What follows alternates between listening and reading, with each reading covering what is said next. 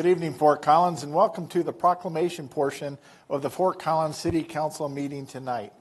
We have 5 proclamations to read tonight. Tonight's first proclamation declares November 11th through 19th, 2017 as Hunger and Homelessness Awareness Week. It will be accepted by Tom Austin, Murphy Center Interim Director, Liz Donovan, Lamar County Food Bank and member of the Women's Commission, and Haley Atkinson, member of the Women's Commission. Please come forward. Glad to see you tonight. Thanks. Good to see you, Tom. Let me read the proclamation. Whereas the week before Thanksgiving is recognized across the country as National Hunger and Homelessness Awareness Week, and will be observed in Fort Collins to bring more awareness to these nationally recognized humanitarian issues to the attention of Fort Collins community. And whereas Fort Collins is committed to taking steps to raise awareness about the need to combat hunger and homelessness in every part of our city and to provide additional services that citizens of Fort Collins need. And whereas organizations like Catholic Charities Northern, Colorado State University, Fort Collins Rescue Mission, Faith Family Hospitality, Homeless Gear, Homeward 2020, Neighbor to Neighbor, Outreach Fort Collins, Salvation Army, the Sister Mary Alice Murphy Center for Hope, the Food Bank for Lamar County, and Summit Stone Health Partners are working together to lower the homelessness and food insecurity rate in Fort Collins and lessen the impact of those issues on both those experiencing them and those who are indirectly affected. And whereas Fort Collins and local organizations acknowledge there are many different reasons people are homeless, such as economic issues, struggles with mental illness and addiction, and sudden rental hikes that can make it difficult to secure stable housing. And whereas the Food Bank of Fort Lamar County distributed food for more than 7.72 million meals in 2017 through its network of food pantries, partner agencies, kids cafe sites, and other community organizations. And whereas the Food Bank for Lamar County is in coordination with local agency partners, will host events throughout the month of November to bring awareness and attention to encourage involvement in the efforts to end hunger in our local community. Now, therefore, I, Wade Troxell, Mayor of the City of Fort Collins, do hereby proclaim the week of November 11th through 19th, 2017, as Hunger and Homelessness Awareness Week. Thank you both for being here tonight. I'll hand that to you and Tom. Please make some comments. You bet. Again, I'm Tom Austin. I'm director of the Murphy Center, and it's very appropriate this right before Thanksgiving, this special week, a time to reflect on what we're thankful for, and a perfect time to up our efforts with those who are struggling. As you know, the Murphy Center for Hope, the Sister Mary Alice Murphy Center, is a service hub for people who are homeless or who may soon be homeless. We have 17 agencies that operate under the roof and about 50 volunteers that come in every week, which says a lot about the collaborative culture in Fort Collins. So at the Murphy Center, people can access showers, lockers, computers, mail, services, survival gear, laundry services. And in terms of data, we serve about 160 people per day, and that amounts to about 3,000 per year. We also provide mental health counseling, employment health, support for veterans, and health-related assistance. For example, today we did a blood pressure clinic. So overall, we help people with their short and long-term needs, and furthering our community's plan to make homelessness rare, short-lived, and non-recurring. And we have a major strategy right now called Housing First. It's a partnership between Homeward 2020 and the Murphy Center, and it's simply a way to get homeless folks into housing more quickly.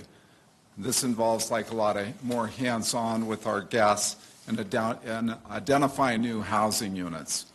And we're getting some good data already from Housing First. For instance, we identified 312 people who have been homeless for 6 months or longer in Fort Collins, and we're tracking their progress. and that we also found that most of the people we serve escape homelessness in less than 6 months. So put another way, our existing efforts are really working.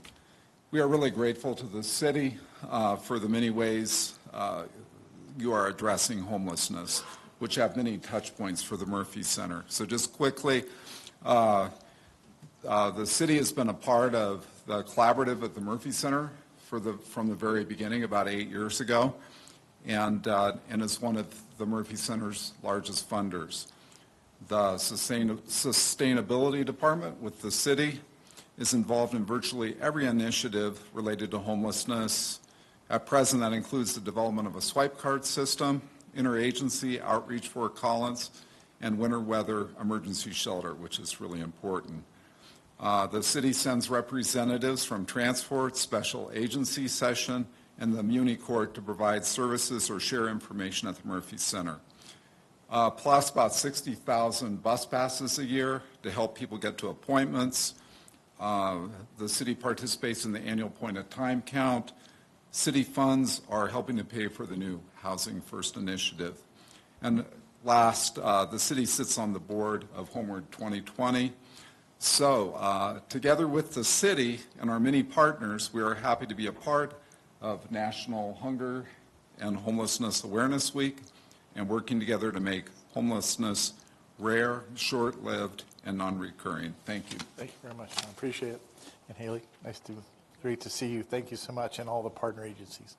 Thank you so much. Thank you, sir. And thank you on behalf of the Women's Commission for supporting this proclamation. You bet. Thank you very much. You bet. Thank you so much. Our second proclamation this evening declares the month of November as Movember.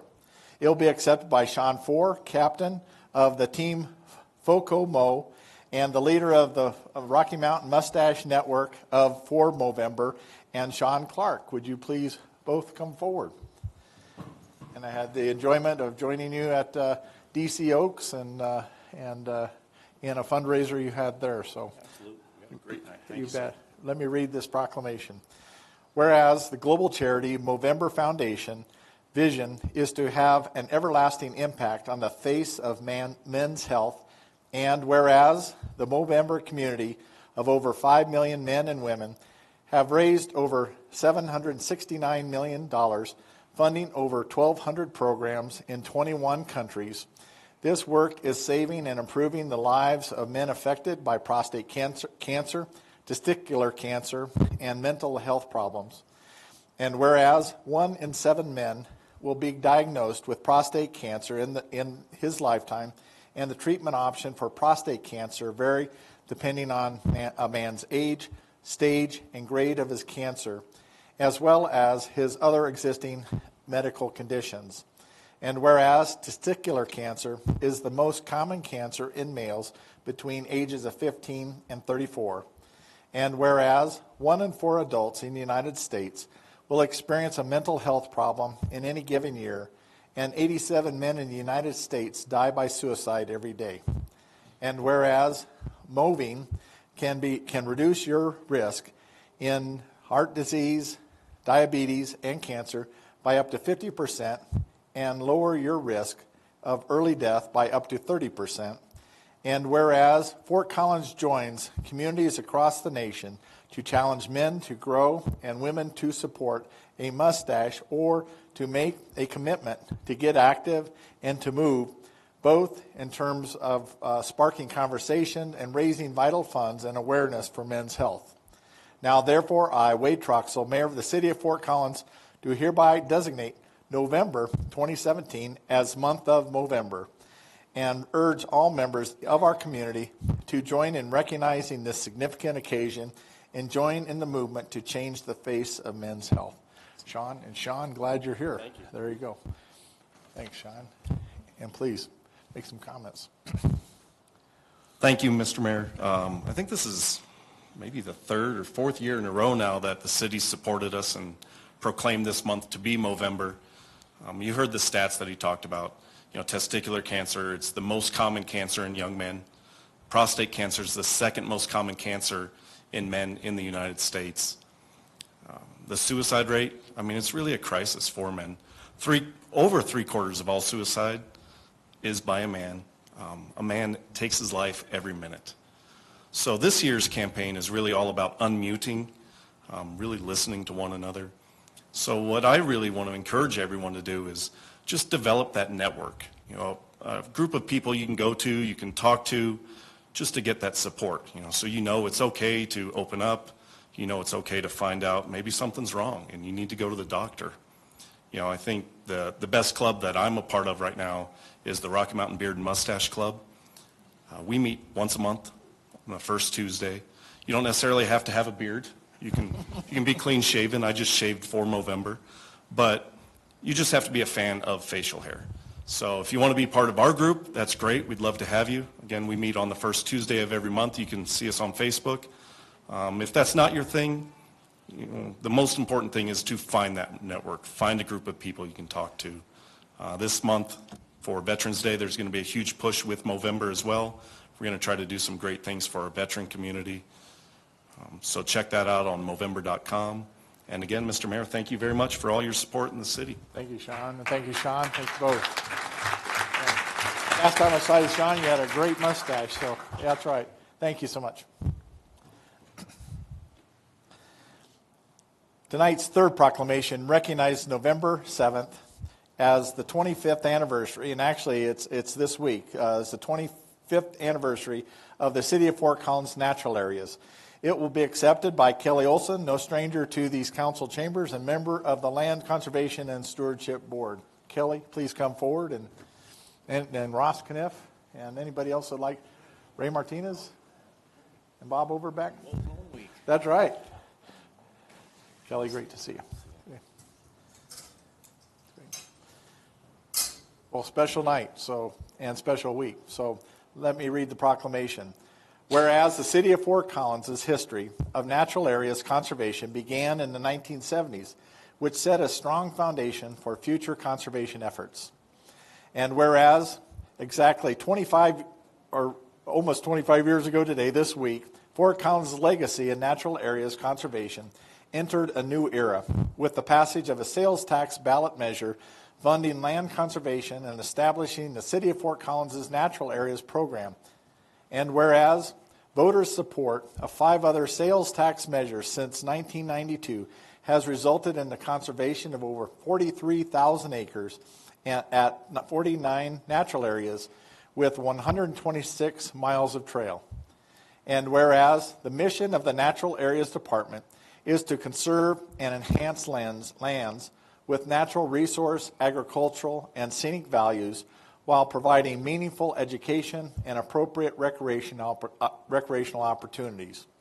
And whereas the Natural Areas Department has been recognized for many of its successes and innovations, including the restoration of the Poudre River Corridor, the reintroduction of the endangered black-footed ferrets and bison to Soapstone Prairie Natural Area, its large volunteer program, its outstanding facilities, and many other accomplishments. And whereas a celebration is planned to mark the Natural Areas 25th anniversary that will highlight natural area successes, show appreciation to those who champion natural areas funding, recognize board members past and present, bring awareness to the importance of natural areas, show gratitude to volunteers, and encourage residents to practice stewardship. And whereas the City of Fort Collins seeks to celebrate with its residents the many ways that natural areas make this world-class community. Now, therefore, I, Wade Troxell, Mayor of the City of Fort Collins, do hereby proclaim November 7th, 2017, as the 25th anniversary of natural areas in Fort Collins to celebrate the natural environment, economic, and community value of natural areas to the City of Fort Collins and its residents. Kelly, thank you so much. A great honor. You bet. Thank you, Mayor. You bet. You bet. Please make some comments. Thank you. Thank you, Mayor Troxell. We greatly appreciate it. I was thinking, I can't believe how fast a quarter of a century goes, because I was going to make a joke about, I don't think I've aged at all, and some of you have, and then I And then I saw a picture from 1992, and then I looked in the mirror, and then I saw the ravages of 8 open space campaigns and realized that I couldn't be doing that. So 24 years ago tonight, literally, 25 years ago tonight, literally, was a day that changed, one of the biggest days in the history of Fort Collins. It literally changed the face of Fort Collins that we know today. It was the night of the first successful all open space ballot measure for the city of Fort Collins. It was a handful of people, actually less than a handful of people, that led the ballot initiative to get on the ballot. We had many obstacles. We had a great deal of opposition, and against all odds, we prevailed that night. We were on a historically crowded ballot. We were the only tax measure that passed at the state or local level. During the previous century, Fort Collins had protected about 1,100 acres of open space, and since the election that passed, and the 5 other elections, the city and county elections that have passed since, we've now protected an additional 43,000 acres. So basically, since 25 years ago tonight, we've multiplied our open space by 40 times. It was accomplished by a lot of active citizens, and I see our #1 petition gatherer in the audience tonight, and it was also supported by the voters. But I want to acknowledge the people that translated the ballot measure into the reality. And I'll start with the 11 city councils and the mayors that have served on those city councils since the ballot measure passed. A majority of those councils have been very supportive. A majority of all of those councils have been very supportive of the program. In fact, not a single land conservation project has ever been rejected by those 11 city councils. Every single proposal that was ever brought to them was accepted. It also wouldn't have happened without very supportive city management. That's critical to all of this, and they've been great through the years. And then finally, it wouldn't have happened. The work on the ground wouldn't have happened, and some of those folks are here today from the Natural Areas Department. Just very dedicated and hardworking and passionate about implementing the vision that's been put through in the plans and the ballot measures and doing it on a day-to-day basis. And that just wouldn't have happened without their help. So we greatly appreciate what they do day in and day out.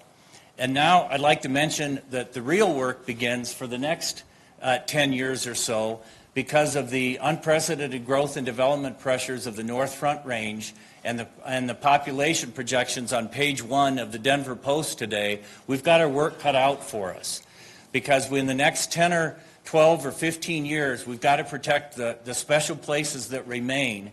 And so we've got a lot of work to do because once they're lost forever.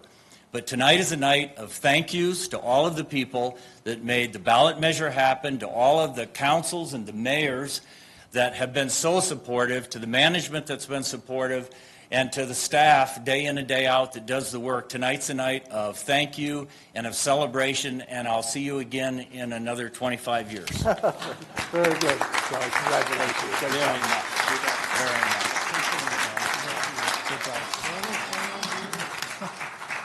And see a lot of the support in the audience, as well as John Stokes, our Natural Areas Director. John, please stand. Not yet, so one more. Yep. So our next proclamation declares November as American Music Month. It'll be accepted by Ruth Fleming, Fort Collins Federation of Music Clubs. Please come forward. Hi, Ruth. How are you? Good to see you. Good. Let me read the proclamation. Whereas music, the universal language of peace, is one of the great arts and an outstanding feature of our culture. And whereas the National Federation of Music Clubs, having as a foremost objective the promotion of American music, will stage an annual parade of American music throughout the month of November. And whereas Colorado Federation of Music Clubs and the Fort Collins Music Club join in encouraging and stimulating interest in American music and the enjoyment of the appreciation thereof. And whereas the Parade of American Music is designed to give our own worthy United States composers recognition, encouragement, and support, and to impress upon the public of the United States that it has a creative as well as performing art, musical arts, and the musical culture equal to that of other countries.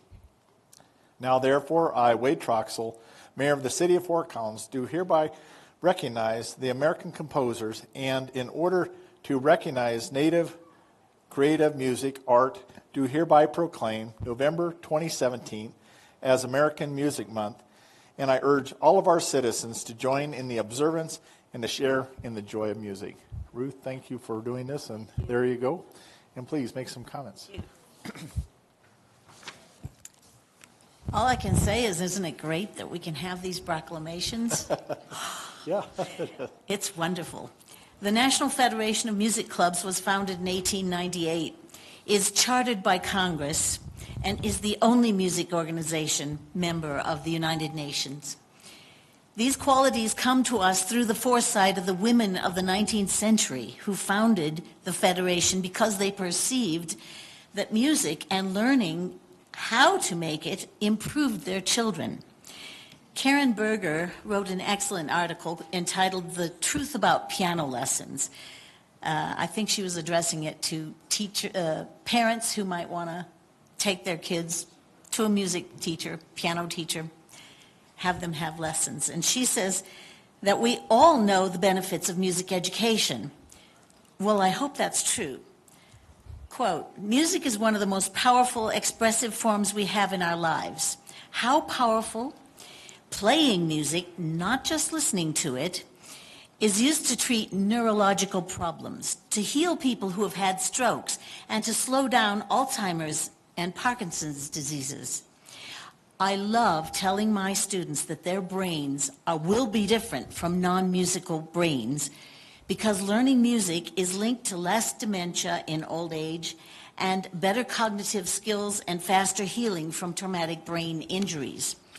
You would think that most parents would want their children to have music lessons, but music organizations these days are finding that there are fewer students each year, and the most serious ones appear to be from among our immigrant families, similar to the ladies who founded the National Federation of Music Clubs.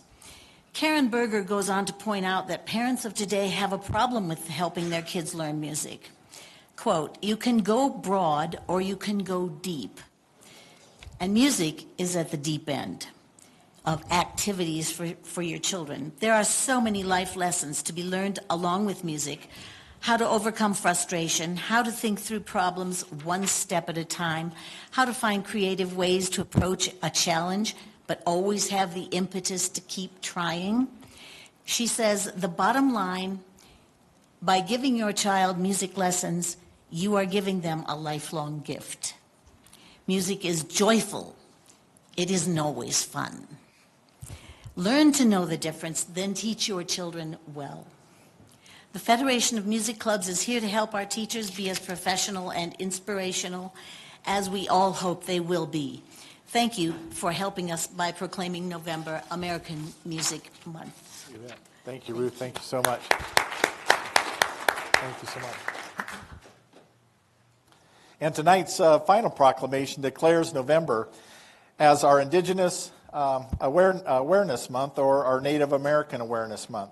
It will be accepted by Vice Regent of the Cache-la-Poudre chapter of the Daughters of the American Revolutions, Karen Pope of the DAR, and Sharon Holbrook as well, and Councilmember Martinez will join us as well. Thank you for being here. Good to see you again. You bet. Please, let me read the proclamation. Whereas the history and culture of our great nation have been significantly influenced by the American Indians and Indigenous peoples, and whereas contributions of the American Indians have enhanced the freedom, prosperity, and greatness of America today, and whereas their customs and traditions are respected and celebrated as a part of our rich legacy throughout the United States, and whereas Native American Awareness Week began in 1976, and the recognition was expanded by Congress and approved by President George Bush in August of 1990, designating the month of November as National American Indian Heritage Month. And whereas, for thousands of years, many Native Americans cultural groups lived in the mountains and plains of Fort Collins area, sharing with us today deeply rooted cultures in the land in which we live. And whereas, in honor of the National American Indian Heritage Month, community celebrations as well as numerous cultural, artistic, educational, and historical activities have been planned. Now, therefore, I, Wade Troxell, Mayor of the City of Fort Collins, do hereby proclaim the month of November 2017 as Native American Awareness Month in Fort Collins and urge all of our citizens to observe this month with appropriate programs, ceremonies, and activities. Thank you for being here. Thank you for doing this. You bet. And please, make some comments. Part of the GAR's mission is historic preservation, and I'm very, very honored to be here tonight with all the proclamations that have been called. My heart is indeed full. They're wonderful proclamations. Our heritage here in Fort Collins is a very, very proud heritage. Native Americans have been around here for centuries. They've taught us great lessons. They've taught us to listen to our elders, to take the lessons from them, to share those stories, share their lives, share the things that we can do to help them remember. They teach us that children are important. So as we work with our children, and we teach our children as a community that we work to keep them safe, that we work to teach them, and we watch over them as a community.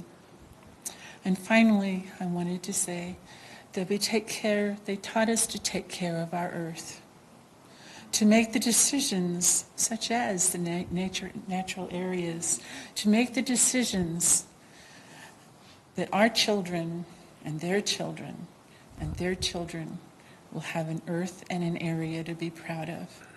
Thank you so very much. Thank you so much. Outstanding. Thank you. Great to see you.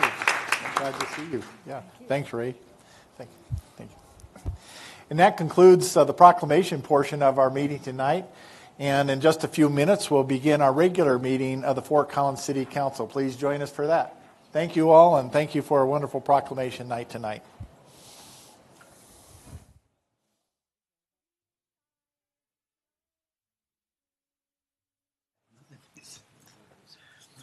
Good evening, Fort Collins, and welcome to the regular meeting of the Fort Collins City Council for November 7th, 2017.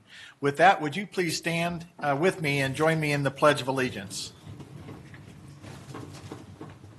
I pledge allegiance to the flag of the United States of America and to the republic for which it stands, one nation, under God, indivisible, with liberty and justice for all. Thank you so much, and please, and I call this meeting to order. Roll call, please. Martinez. Here. Caniff. Here. Horak. Present. Troxell. Here. Summers. Here. Overbeck. Here. Stevens. Here. Thank you. And with that, I'll turn to the city manager for agenda review. Thank you, Mayor. There are no changes to the published agenda, which is out in the lobby and also you received in advance. And I recommend approval of all the items on the consent agenda. Thank you very much. And I should point out that tonight on our consent agenda, we have some agenda items, number 12 and 14, which are public hearings for, and this number 12 and 13, is for Fox Hill second reading, annexation, and zoning. And then number 14 and 15 are I-25 third annexation and zoning. And these are public hearings. If anyone wants to speak to any of these items, you'll need to request that item be removed from the consent agenda at this time in just a moment when I ask for that. for individual consideration. If anyone who would like items 12, 13, 14, or 15 removed from the consent agenda, please raise your hand at this time. So I don't see that anyone has raised their hand to indicate these items. So if we'll consider that the public hearing for items number 13 and number 15 is now closed. I'll come to council. Are there any items on the consent agenda that you would like to have pulled from council? And seeing none. And are there any citizens that would like to pull an item from the consent agenda and not those that we talked about previously? So Eric? Number 6, please. Number 6. Any others? Okay, number 6 will go under citizen pulled consent agenda items of our agenda, and now we come and we'll address it at that time. And so now is our time for citizen participation. May I see a show of hands of citizens that'd like to speak to City Council tonight on any item? Could be on a consent agenda, but not on a discussion item tonight. So any item or anything that you'd like to talk to council. So let me see your show of hands. 1, 2, 3. Okay. So we'll have 3 minutes. You'll have 2 podiums, so please come forward and form your lines now for those that raise their hands. You have a red, yellow, green. Green light, you have time. Yellow, you have 30 seconds left, and red, you're done. And please come forward, those that raise their hand. And we have another podium here. Okay. So if you're standing behind the microphone now, you'll have a chance to address City Council. So with that, Eric, please state your name and general address, and as you begin your comments, and you'll have 3 minutes. Eric? Eric Sutherland, live in the beloved city of Fort Collins here. I'd like to bring council's attention to section 122 of our city code, which is the execution of intergovernmental agreements, and it reads very simply. Except as provided by other subsections which don't apply to my argument, all intergovernmental agreements or cooperative activities between the city and other governmental entities shall be submitted to the City Council for review, and any approval thereof shall be by ordinance or resolution of the City Council. Now, I would be very surprised to find that there's any disagreement about the meaning of that section of the city code or any problem with this legislative intent behind that. It's just the way we do business, and I think that's pretty well understood up there. Unfortunately, there was an intergovernmental agreement that you, Mayor, signed between Loveland, Greeley, and the city of Fort Collins for the purposes of matters pertaining to appointment of municipal court judges. That intergovernmental agreement had not been reviewed by this council. Therefore, it's not worth the paper that it's written on. The other 2 cities, by the way, Loveland and Greeley, they managed to get that before their council, who reviewed it and approved it, according to their law. Now, if it were possible to appoint a judge by intergovernmental agreement, and that's basically one of the effects of this IGA, and it's not possible.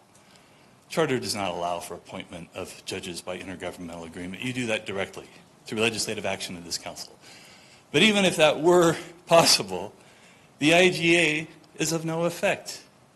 And of course, this came at issue in the very first civil lawsuit that was filed in the municipal court by citizens alleging abuse of discretion by this council in a land use decision. The judge who purported to have been appointed was not accepted as judicial authority by those parties for good cause, for good reason, reasons upon which they will prevail. Now, the reason I bring this to attention is because we also have a provision in law, our city charter, that says if you violate the city charter, you're gone. It's good law. It's unique to Fort Collins. I haven't found any other cities with that provision in their charter. But since your responsibility to appoint a judge to adjudicate the matter that was before the municipal court lies in mandamus, and you failed to follow that responsibility, you now fall into that provision of having violated the city charter and should be brought up on summons and dismissed. And I could name several other violations of charter that we've talked about before in the past. I've done asking for you to follow the law. You ask us to follow the law, it's your turn. Thank you very much. Next, please. And state your name and general address, and bring the microphone down. There you go. My name is Francesco Arndorfer, and this is my team, Spencer and Seabass, with Pamela, part of Colorado Raincatcher, our expert on rain catching. And I'm a 6th grade student at Liberty Common School in Fort Collins, and part of a Lego robotics team. This year's project theme is hydrodynamics, or how water is collected, transported, used, and disposed of. Our team has decided to focus on home rainwater collection. The Colorado law changed last year to allow homeowners to collect rainwater for outdoor watering. Since over half of water used by Fort Collins houses is for yard and garden watering, more rainwater collection could both reduce treated water demand and help reduce stormwater runoff in the city. According to our neighborhood surveys, while the majority of people are now aware that it is possible to collect rainwater, only 5% of houses have taken advantage of this change. The primary barriers appear to be cost and lack of interest about these systems. We would like to see the city promote installation of rain barrel systems, and we have some surveys to pass out if you guys would like of people's knowledge and interest in rain barrels, including an article, and then promote the installation of rain barrel systems by including an article in a future city utilities bill flyer, sponsoring clinics to teach people about these systems, like those for composting and xeriscaping, offering rebates or incentives for people who invest in rain barrel systems, like is currently done for irrigation system conservation upgrades. Who would be the prime person to contact for this proposal is another question, and thank you for considering our proposal. Thank you very much for your articulate description there. Please, next. Hello, my name is Alan Brasov. I'm a resident of Fort Collins, 80521, and a member of the Energy Board. So, Mr. Mayor, members of council, Mr. City Manager, today is election day, and I'm a supporter of question 2B, endorsing municipal broadband. My hope is that the voters will confirm the overwhelming support that they gave 2 years ago, allowing the city to launch a study to explore options, resulting in the broadband business plan that is before voters today. I'm speaking to you about this tonight, for the ultimate decision on this endeavor will be coming before council following today's special election. I'm confident that the voters will prove to be sophisticated enough not to be impressed by the huge amount of spending, over $451,000, by special interests on television, print, mailings, and other media advertising in an attempt to preserve their lucrative revenue, stifling competition while providing very unsatisfactory service. I hope that you too, as the final decision makers in this matter, will not be overly impressed yourselves by all the money that has been spent in fighting this initiative, and which is clearly not in the interest of the small and medium businesses in whose name the innovation of a citywide fiber network has been opposed. While speaking before the public in support of question 2B, I find overwhelming support as well as legitimate questions, often coming from non-technical population of residents ranging from students to senior citizens. I also observed the opposition campaign read more and more unconvincingly from a script prepared by its sponsors. I know that many here support this city initiative with seriousness and with caution, and I thank the mayor in particular for his public endorsement, as well as others for the support given to the Grassroots Citizens Committee. For those of you having doubts, please understand that the success of this service, if undertaken, will depend on our enthusiasm and our professionalism, and that failure can only arise out of division and obstruction. Oh, and one final point. The incumbent providers have spent quite a large amount of money, almost $500,000, trying to defeat question 2B. I can only take this to mean that they believe, indeed they're betting, that the city can succeed in building and operating a broadband network, resulting in loss in revenue for them. Isn't that a rather strong endorsement by the industry experts? a validation of the city's business plan that should dispel any remaining doubts. Thank you. Thank you very much, Alan. Next, please. Hello, my name is Rob. I've been a resident of Colorado since 1980. I was born here at Poudre Valley Hospital. I wanted to bring my concerns to the council with some of the recent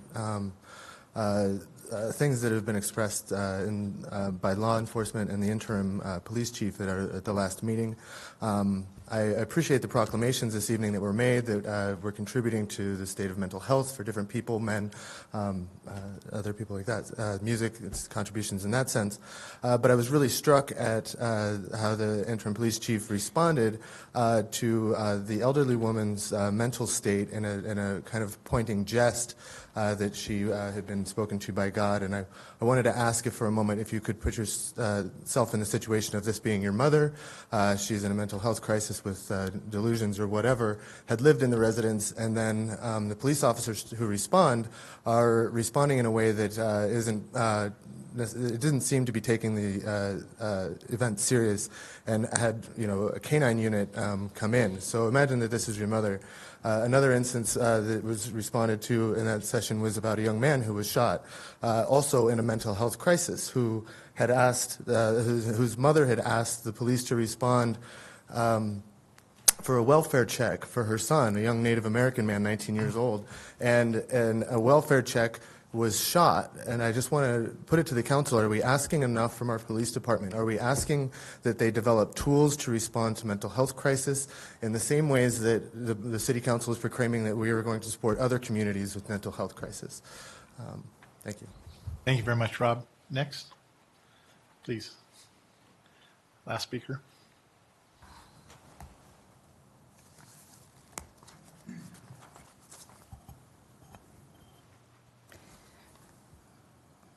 My name is Susan Holmes. I have a story that supports the Native American Awareness Month. My son, Jeremy Holmes, was an enrolled member of a Native American tribe. He was 19 years old. He was slaughtered, shot to death 6 times by the CSU campus police officer and by a Fort Collins police officer. That is how Fort Collins treats Native American people. My son, I'm here to clear my son's name, and I'm going to make a special request from this council to give me the time to do it, because he has been discredited and destroyed by the DA's report, the DA's opinion. The DA used words taken from me in a traumatic state when I found out he was dead in the hospital to use in his DA's opinion to justify the slaughter of my son. So I'm asking that you give me the time to clear his name and to talk about his life and his death in Fort Collins, because the community needs to know the truth about what is happening here. When the DA's opinion is the only narrative that is existing right now about what happened to my son, and is completely filled with a number of false statements, and I can prove that. However, when I went to the Coloradoan to try to prove, to have them to purchase half a page or a page to disabuse the false statements in the DA's opinion, they refused to let me buy that time to write that article so that I could inform the community about what's really happening in this community, about what the police are doing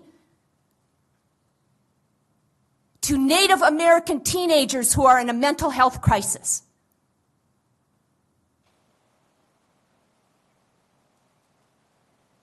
I have been living in hell for 4 months since my son was shot to death. His spine was shattered, his chest was pierced, his femoral artery was torn, and the rest of the bullets just hit wherever.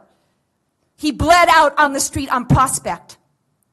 He did not deserve to die that way. He was an incredible human being. He was brilliant. He graduated with honors from high school. He was in the middle of designing a game. He was an IT kid. He was registered for college. He was an incredible human being, and he did not deserve to die like that. Ma'am, thank you. I'm not done. I want the time to talk about my son's life and his death. Ma'am, because you're done. Thank you very much. Ma'am, please sit down. We're going to take a 5-minute break. So we're going to take a 5-minute break. Please, ma'am.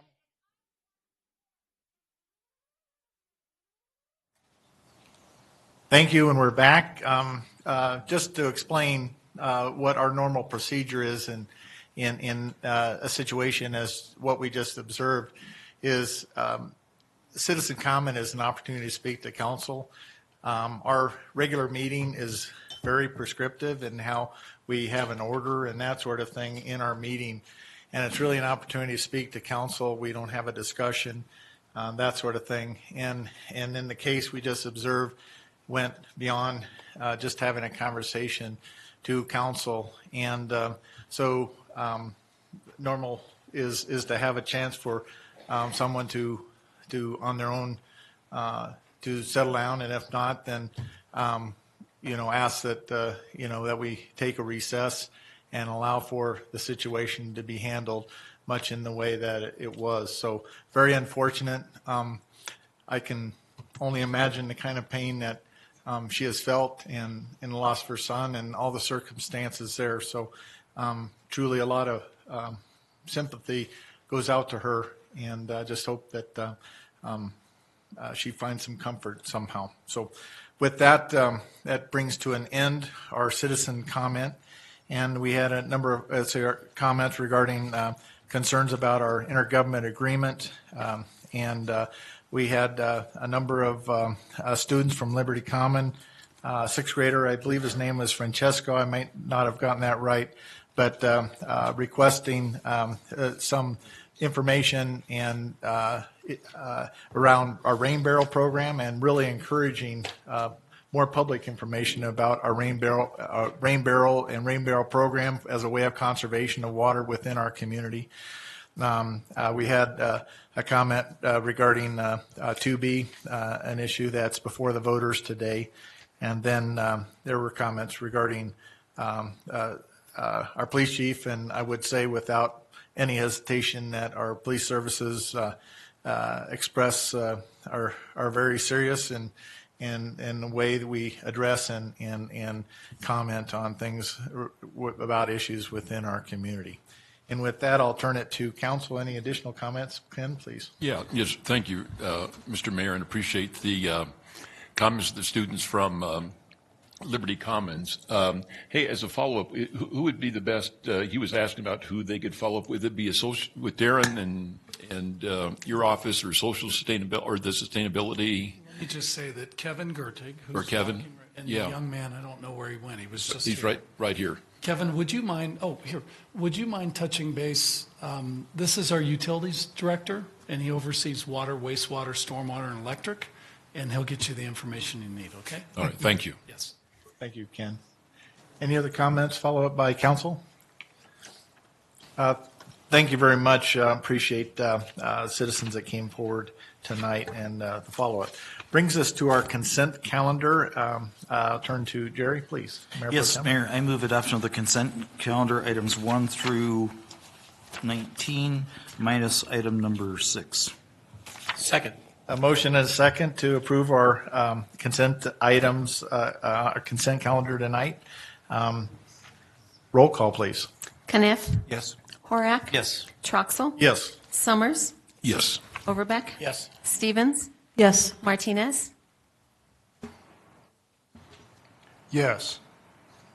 Our consent calendar passes. And any additional follow-up by council on our consent calendar comments? Jerry?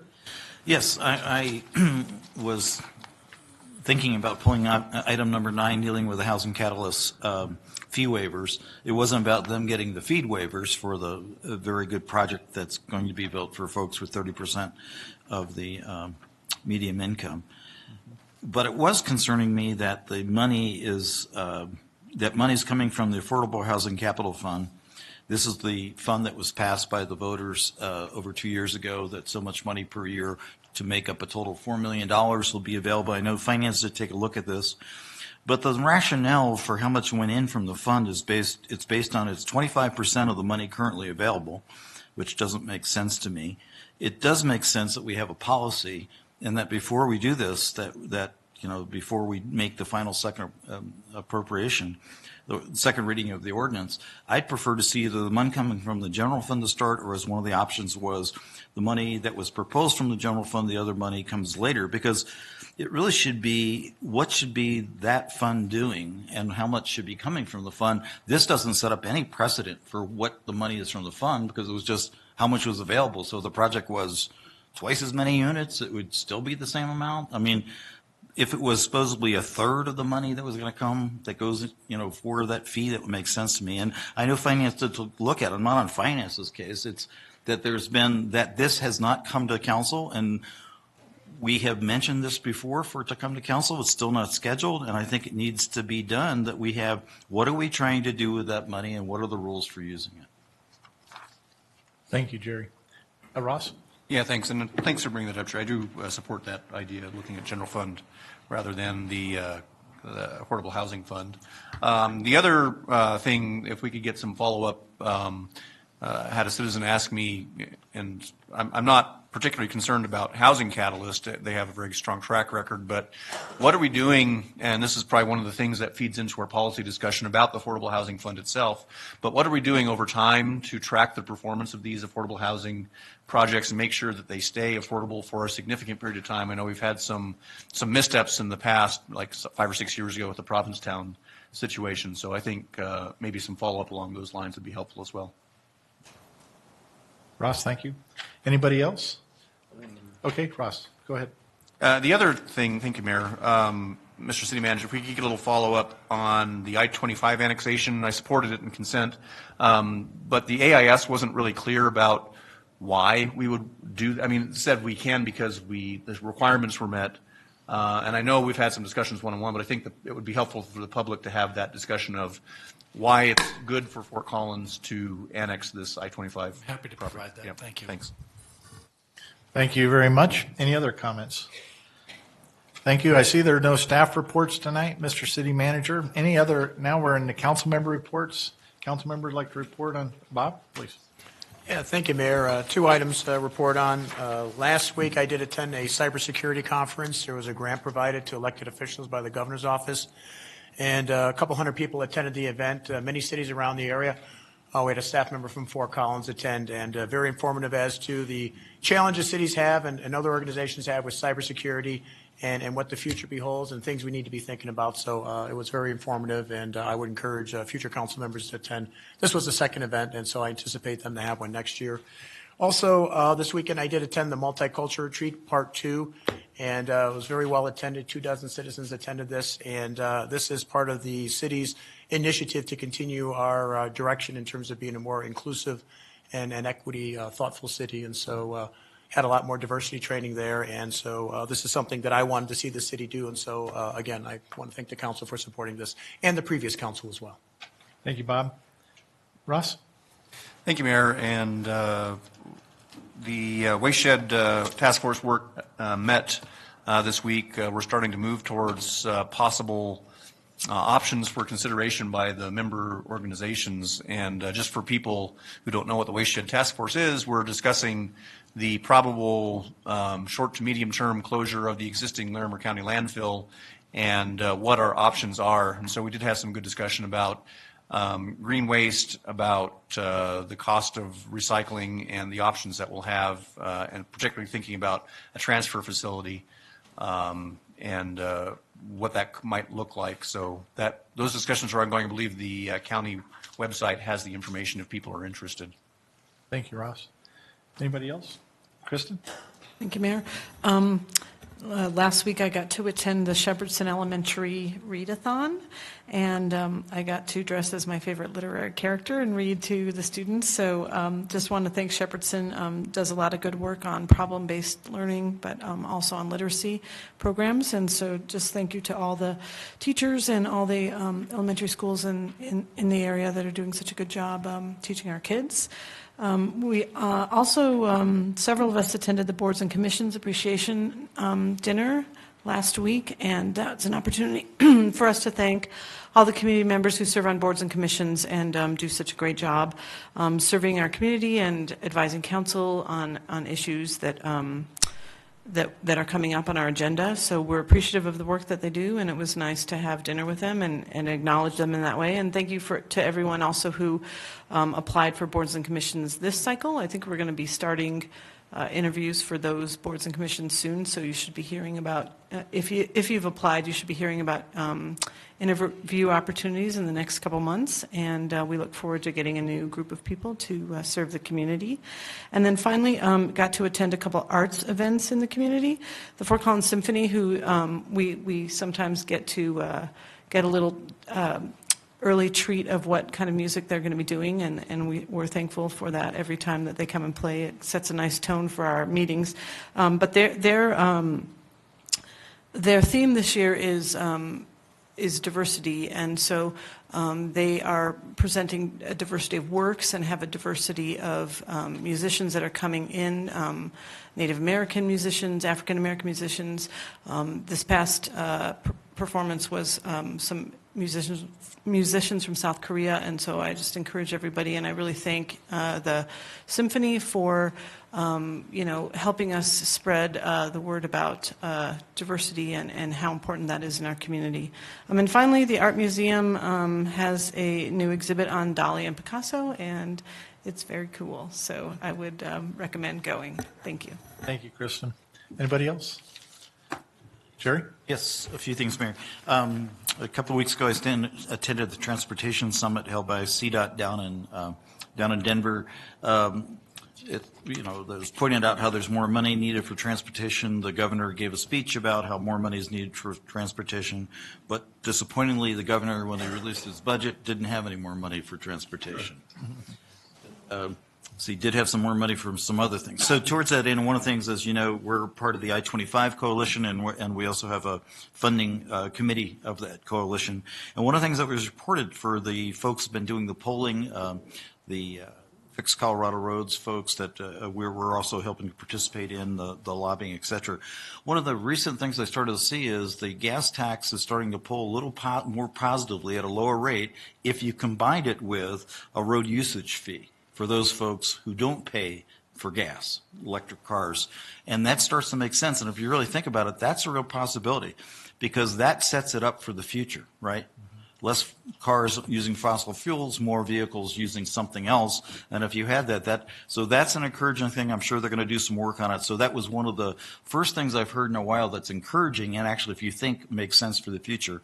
Also, just the mayor, myself, and the city manager met with the mayor of Arvada and the mayor of Aurora, they representing the metro mayors who are looking at pushing for maybe a 1 cent sales tax. But again, all the data that I've seen from the folks who've done the polling says that's not something that's as likely to pass, but they're intrigued, and we're going to have the folks who are dealing with Colorado Roads meet with them to provide some of the information and insights. But again, everyone's interested in figuring out how we get more money than transportation.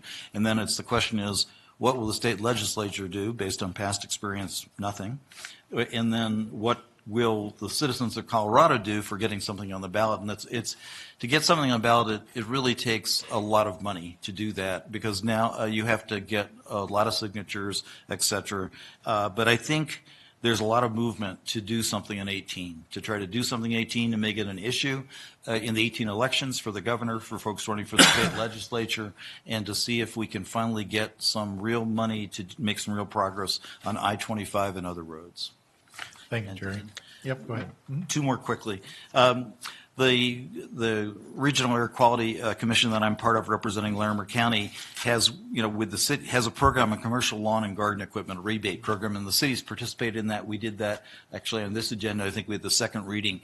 So we've got put in $30,000 this year to buy more electric type things for blowers, my favorites, bigger lawnmowers, etc. But we're basically one of the cities that's a model for the program. They're trying to get more cities to do this, and also just those at home. You can get. We have rebate programs, taking away your old mower, getting a new one cheaper that's electric. You can also get blowers. We have that too at our house, using that. And actually, there's one that my wife does with the blower. It's really interesting. She sucks the leaves up and puts them in something and doesn't just blow them out in the street and hope somebody else takes care of them. Okay.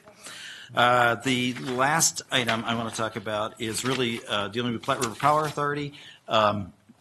That we have the studies coming out soon, that our next meeting, December 7th, of the authority, dealing with how to get to 100% renewables by 2030, but taking a look at those results. Towards that end, we'll have a board meeting in the morning. There's a meeting that will be open to all who want to come in the afternoon, December 7th, 3 p.m. at the Fort Collins Hilton. There will also be separate meetings for each of the cities. So our separate meeting, besides that one that you can also attend, and that's at the Platte River Power headquarters at the corner of Horsetooth and Timberline. It's at the Hilton. Our meetings, the board meetings at there. So it's the Fort Collins Hilton Prospect on December 7th at 3 p.m. And then there's another meeting that's going to be held at 6 p.m. of December 13th at 222 LaPorte, which is the new utilities building in the Colorado Room. And then it's also been a meeting on December 14th at 5:30 with the Energy Board, which is also held in the same room. And lastly, just in case, because it's coming up at the end of my term, another year or so. So I went up to Estes Park for the mayor to speak about climate action and the 100% renewable program. Really, it was a meeting sort of to take PRP out to the woodshed a little bit, I guess. Because, again, lots of folks don't know all the things that are happening. But interesting, it turned out to be a very good meeting, folks learning different things, PRPA, that renewable study, as well as a work session we'll have, I think, in January on that overall, how to get to 100% renewables. Anyway, they thanked me for coming there, the League of Women Voters, and then they thought the folks were quite receptive. So they said, if you ever get tired of Fort Collins and want to come to Estes and run for office, we feel that you would sure get a lot of support here. So just in case, I have another place to go. Very good. Thanks, Jerry. Anybody else? And I would just like to report 2 weeks ago, I was part of a delegation that went to Japan that was sponsored by an organization called SAFE, Securing America's Future Energy, a nonpartisan group that actually helps to promote understanding of various energy alternatives.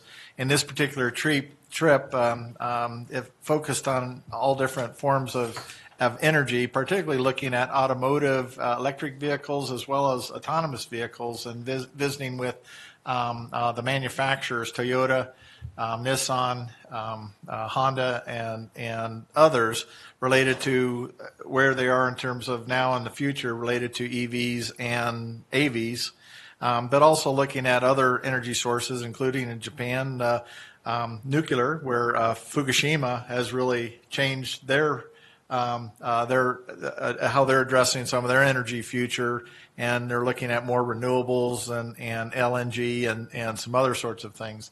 I've also had the opportunity to ride on a superconducting the maglev train, which is actually being built out as a part of their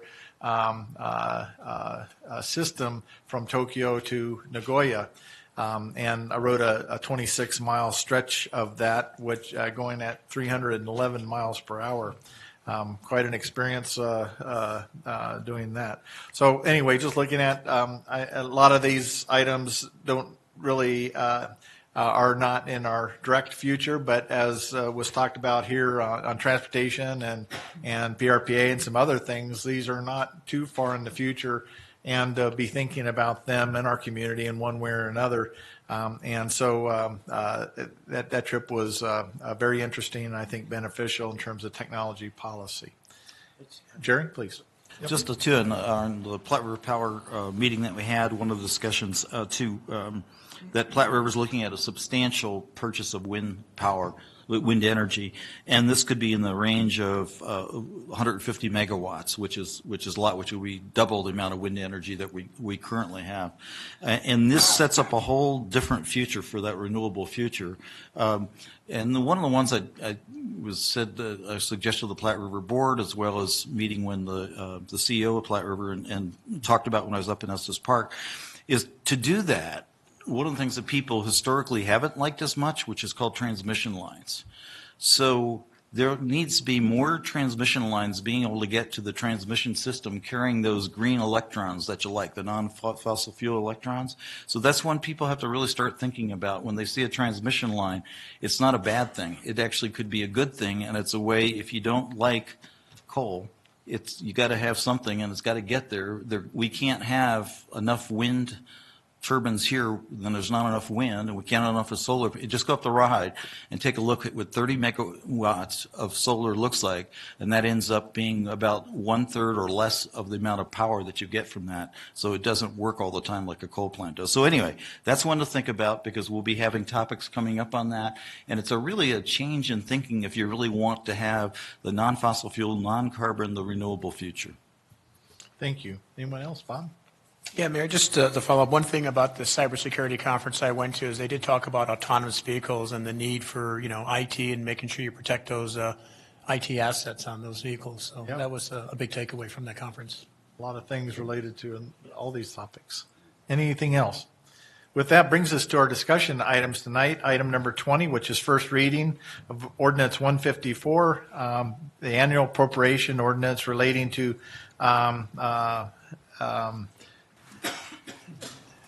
it's a number of things tonight, but our fiscal year 2018. And with that, I'll turn to our city manager. Thank you, Mayor. I'm going to quickly turn it over to Mike Beckstead, who's our Chief Financial Officer. He has some opening remarks. Yeah, just a couple of opening remarks, then I'll turn it over to Lawrence Pollock to my left. He's our budget director. First, there's a half a dozen staff or so behind me that I just want to acknowledge and thank. They're here to address any questions council may have about the budget adjustments. Second, and this is more for citizens who maybe are watching for the first time, we've got about a $630 million budget, and we're here tonight to talk about $2 million of adjustments to that. So somebody might look at that and say, how are we having a budget discussion for a $600 million budget and $2 million of adjustments? So I want to give a little context to those citizens.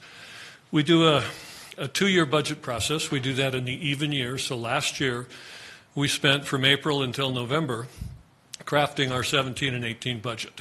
Council adopts that in November. They adopt the first year of that 2-year budget. And really what we're here to talk about tonight is the second year of that 2-year budget. So council has already reviewed the details of the core offers that are in that budget. We've had a lot of public engagement. There are citizens who are involved in the BFO teams. So we're really not here to go through the deep details of that second year of the budget. We're really here today to talk about the adjustments. Given we can't anticipate everything 18 months in advance, there's new priorities that have come up, and so what we've got here tonight is about $2 million of reductions and about $4 million of additions. Those net together to about $2 million of adjustments on that $630 million budget. So the major themes, which is really where I'd like to kind of starts with that focus on the council and community priorities. The whole process of our BFO and the way we adjust the budget really reflects a commitment to and a focus on community priorities and council priorities. In addition, inside the budget, investing in neighborhood livability is a major theme inside of the 2017-2018 budget. There are funding in there for affordable housing, capital fund, $250,000, homeless and human services initiatives, some neighborhood improvement grant funds. We added 4 code compliance people inside of the neighborhood group of PDT. There's some agency special service folks to help coordinate homeless type initiatives across the community. So again, neighborhood livability is a big theme in this budget. Third theme is really supporting public safety and increased police staffing. We added 14 police officers inside of that budget, 10 in 2017, 4 more in 2018. There are some stormwater systems that are $3.3 million for the NECO project, which is in North College, $1.2 million for Magnolia Outfall Design. as well as a Campus West substation, some other resources inside of police, a replacement of the computer-aided dispatch system. So making sure we're staying up to and moving forward on really public safety and police staffing it's not something we want to get behind on, and that was a major theme inside this budget. Fourth, really the commitments with KFCG. We track very closely the revenue that comes in on KFCG, and the ballot language is very prescriptive on how we spend that, and this budget is entirely consistent with that. In addition, in 2015, voters passed the Community Capital Improvement Program. That's generating about $8 million a year of revenue. The funding for that is also included in the budget that we reviewed in 2016 for 2018. And then lastly, being good stewards of city assets. That is a value in our city mission, vision, and values. And I think, again, it's systematically reflected across this budget. There's ADA compliance. There's maintaining the tree canopy in the organization. There's maintenance of streets. There's system upgrades in some of our IT systems. And all of that gets to maintaining our assets and making sure that they're maintained in an appropriate fashion and don't fail unexpectedly. And then lastly, climate action, environmental concerns is a major theme inside of the budget. There was a number of energy efficiency programs, renewable energy purchases are included. There's some wastewater improvements that drive both efficiency and improve the environmental output of those plants. And a number of pilot projects to try and jumpstart some of our climate initiatives. So those are the major themes that are in the budget. We're not going to spend a lot of time talking about that tonight. We're really going to be talking about the adjustments we're making to the 2018 year of that two-year budget. So with that, let me turn it over to Lawrence Pollock, our budget director, and he'll talk us through the details. Thank you, Mike. So about a year and a half ago, we started our annual Budgeting for Outcomes, or BFO, process for the 2017-2018 budget. That work culminated with Council reviewing all of the various offers that were under consideration and then ultimately adopting the budget in November of last year. Since it is a two-year budget, as Mike indicated, there are lots of things that may not have been known at the time. And so we have a revision process that allows for us to make those adjustments and any necessary course corrections. So we started in the August timeframe of this year with those. Again, this is not a full BFO. This is not a thorough vetting with BFO teams. These are a handful of items that are meant to address these specific areas. First, and we saw this year, is the opportunity to align expenditures with updated revenue forecasts. And with the decline in sales tax below budget, that was where we needed to adjust ongoing expenses to the tune of $2.3 million. There are council priorities are included in those. Those are reflected in a number of the additions. The majority of those being one-time expenditures for capital equipment replacement and things like that. If there's also an opportunity, if we have requirements for fund balances or other fiduciary responsibilities, and then to address any other high priority things that weren't known about at the time when the budget was adopted. And so we went to the Council Finance Committee in August and then had a work session on September 26th. Out of that work session, two items that were discussed were removed. Those are shown here, the community park development and a natural area shop expansion. Both of those, as you know, have come before you through a work session and will be presented on first reading on the 21st of this month. In this slide, there's a lot of numbers on it. The first column there is for the adopted 27-2018 budget. Those were the numbers for 2018. And so if you look at the total city appropriations, just under $630 million. Of course, that includes our double count, part of our governmental fund accounting, where sometimes we will appropriate expenses in one fund, but we'll need to transfer them to another fund, and so a separate appropriation is needed for that. When we back out those transfers, the internal service funds, and then the GIDs, the URA and the DDA, that brings us to a net city budget that was originally adopted of just under $484 million. Then the second column are the new amounts, and then the last column being the delta between the two. And so the change in total city appropriations nets out to $2.2 million. But of the net city budget, it's just under $1 million increase. If we peel back the onion a little bit to look at the details of the reductions and the additions that we had this time, from an ongoing perspective, we did reduce a net of $1.8 million. That was offset by one-time increases, primarily for those one-time types expenditures of $3.3 million. And if we look at the general fund specifically, we had a significant amount of reductions of ongoing expenses and a lesser amount of one-time. And so for the general fund, we're actually the net change for that is actually a reduction from the originally adopted budget. And that, in my 11 years with the city, is the first time that I have seen a reduction in the general fund in that second year. If we zoom out, here are a look at the total dollar amounts that are by our outcome areas. This pie chart shows a total of $560 million.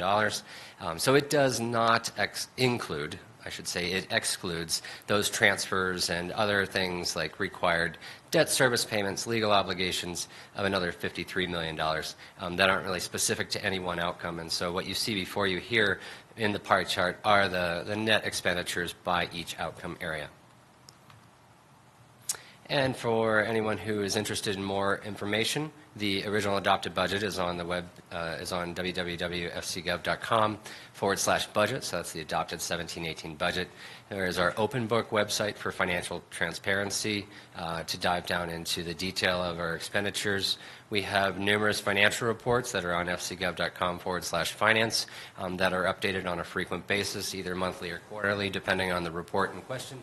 And then we have our community dashboard at fcgov.com/dashboard that shows the metrics that we have associated with our 7 outcomes that show our performance in attaining those outcomes. And with that, I'll turn it over to council. Very good. Thank you very much for the presentation. Turn to the audience. Please raise your hand if for citizen input on this particular item. May I see who would like to speak to council on this particular discussion item? Seeing none, bring it back to council for questions, comments, a motion whenever we're ready. So who would like to start? Okay, Ross, some comments?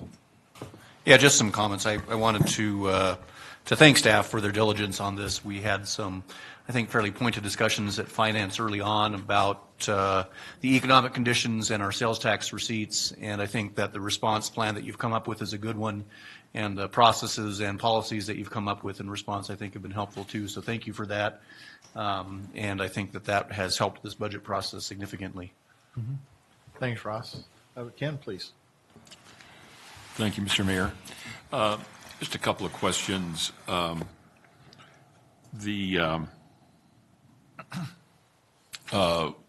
With our climate action plan, some of those, is that under economic health? I was looking at this pie chart trying to figure out from just the pie chart where those, where that'd be reflected.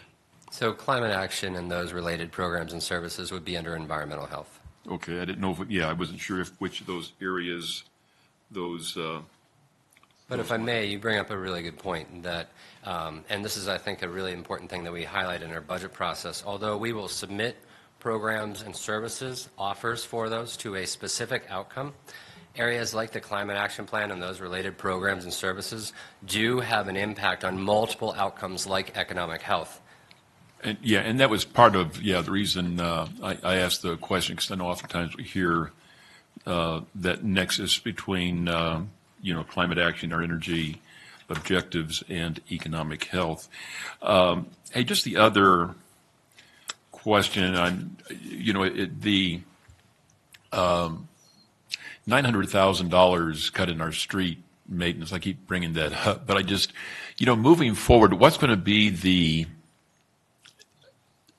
I assume there's going to be some kind of monitoring of, where we're at, because it seemed like that was projected to be, if I remember right from our work session and council, maybe a multi-year cut, so we're talking about not $900,000, but potentially $5 million over the next 5 years. Is that right? I mean, maybe you could help kind of brief us on that. So it wasn't just like 900,000 and then we're going to go back to a previous level of funding, but it was going to be some continuation. And so how are we going to continue to monitor our, because right now we probably enjoy the best street conditions, I think, in northern Colorado, and so we've really done a great job on it. I don't want to, and so that maybe because of that, we can, easily afford those cutbacks without losing our grade, but it's, I don't want the diminishing returns to kind of catch up with us, and all of a sudden we're really in trouble. So that's kind of the. Let me respond just quickly and initially and see if you'd like more. Contrary to some of the things you've been reading, Fort Collins roads are in phenomenal shape. Our asphalt is in great condition. It's a well-funded program, and we absolutely use data to track and benchmark against others. So it's not the kind of thing where there's a reduction that's proposed here and we're going to lose track of our asphalt quality. That's something that Larry Schneider and folks have been monitoring for years. And also, when there happens to be a pothole in Fort Collins, we fix it on an average within 24 hours, less than 24 hours. So I think that I can say definitively, with data to back it up, our roads are in excellent shape in Fort Collins. It's a well-funded program. We believe that there's adequate funding. We believe that this reduction is not going to jeopardize the quality of the streets, and rest assured that we monitor that on a regular basis. If you'd like more information, Larry Schneider and Lori Kedrich are here, and they can answer in detail if you'd like. Okay. No, and that's fine. I mean, I think, and observations are the same as mine. We got great roads. We want to keep them great, and we want to just stay on top of it so that we if we see a change, we respond quickly, and we don't wait until we get really behind the eight ball. So that'd just be my only concern. Thank you. Thanks again. Bob? Yeah, thank you, Mayor, and thank you for your work and presentation. Just a comment on number 5.1, safety and security regarding the encampment cleaning services. There's $130,000. I know it's a new expense for the city. Looks like it'll be ongoing. But I'm hoping that the city will come up with some innovative ways to reduce this cost and start thinking outside the box. And I brought this up before, but there's a program called Leave No Trace, and I hope you guys will explore it more and try to figure out we can cut this cost in half and try to find other ways to reduce this expense on the citizens of Fort Collins. Yeah. I know it's necessary, but I just want to make a comment towards I that. can just speak to it real quickly. I appreciate that, and Councilmember Overbeck and I spoke about this very issue yesterday. I think there are, as you know, there are systemic issues that we're working on in different ways. As I think through this item, I really believe this is a safety issue for my coworkers. The situation has gotten such that it's unsafe to have just one of our relatively untrained city employees, untrained in this specific space, to go out and clean up some of this debris and waste and so forth. So we think that this is a safety improvement for our workforce, and very important. We're going to track how it gets used. We're going to monitor that, and we'll report on that. But as Councilmember Overbeck and I talked about yesterday, I think his concern is get at the issue, the systemic issue, and I couldn't agree more. But this recommendation is based on protecting our employees. Thank you, Bob. Anybody else looking for a motion, Jerry? Yes. Yes, Mayor, I move the adoption of ordinance number 154, being the annual appropriation ordinance relating to the annual appropriations for the fiscal year 2018, amending the budget for the fiscal year beginning January 1st, 2018 and ending December 31st, 2018, and fixing the mill levy for fiscal year 2018. Second. There's a motion and a second. Any further comments? Final comment, Jerry?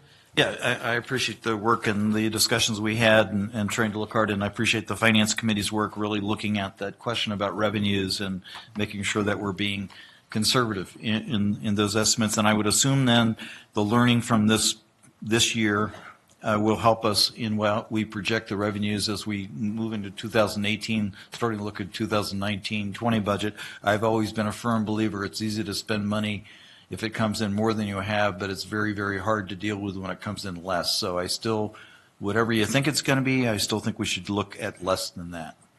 The other one is that we received, the council received a request from a citizen dealing with the Sunday service, and I believe it's route for whichever route serves the Oak Brook apartments, which is for senior housing, some of which is low-income senior housing. And the question really is, I don't need it tonight, the answer for what it would cost, but I think for the 2018 budget, because this citizen was asking what could be changed in 2007, 2018. So we can go for, in the budgeting process for 2019 to 2020, is I think, again, we came up with the 365 service and some base, but I don't know if we really did real analysis for, is that the right base to have? I think it was the right base to have for how much money one could find and to be able to do it. But the question is, so really doing some real analysis, what's the base level of service? Not on Sundays. What's the base level of service that we build from? And I think that's, I believe, the council, the community, and the administration has sort of changed their outlook for that. But I think to give some hard look at some of these for folks who are transit dependent, really, to look at when we're putting together that system where it should be. And I understand that could be some reductions in other places or more funding going in, but I think that's a basic question we need to be at. So I'm just trying to bring it up now when you're starting to think about that, because it's one that we need to be able to answer, and we've done the analysis, and we believe whatever we're saying that is a fair system when everything else isn't working. Thank you, Jerry. Any other comments, final comments? We have a motion, a second. Ready to vote? Roll call, please. Horak? Yes. Troxel? Yes. Summers? Yes. Overbeck? Yes. Stevens? Yes. Martinez? Yes. Caniff? Yes. The motion passes. Brings us to item number 21, our items related to our 2018 utility rates. With that, I'll turn to our city manager for staff presentation. Thank you, Mayor. As we're making the transition, Kevin Gertig, as everyone knows, is our Utilities Executive Director, and he's going to make some opening comments on this item, Mayor.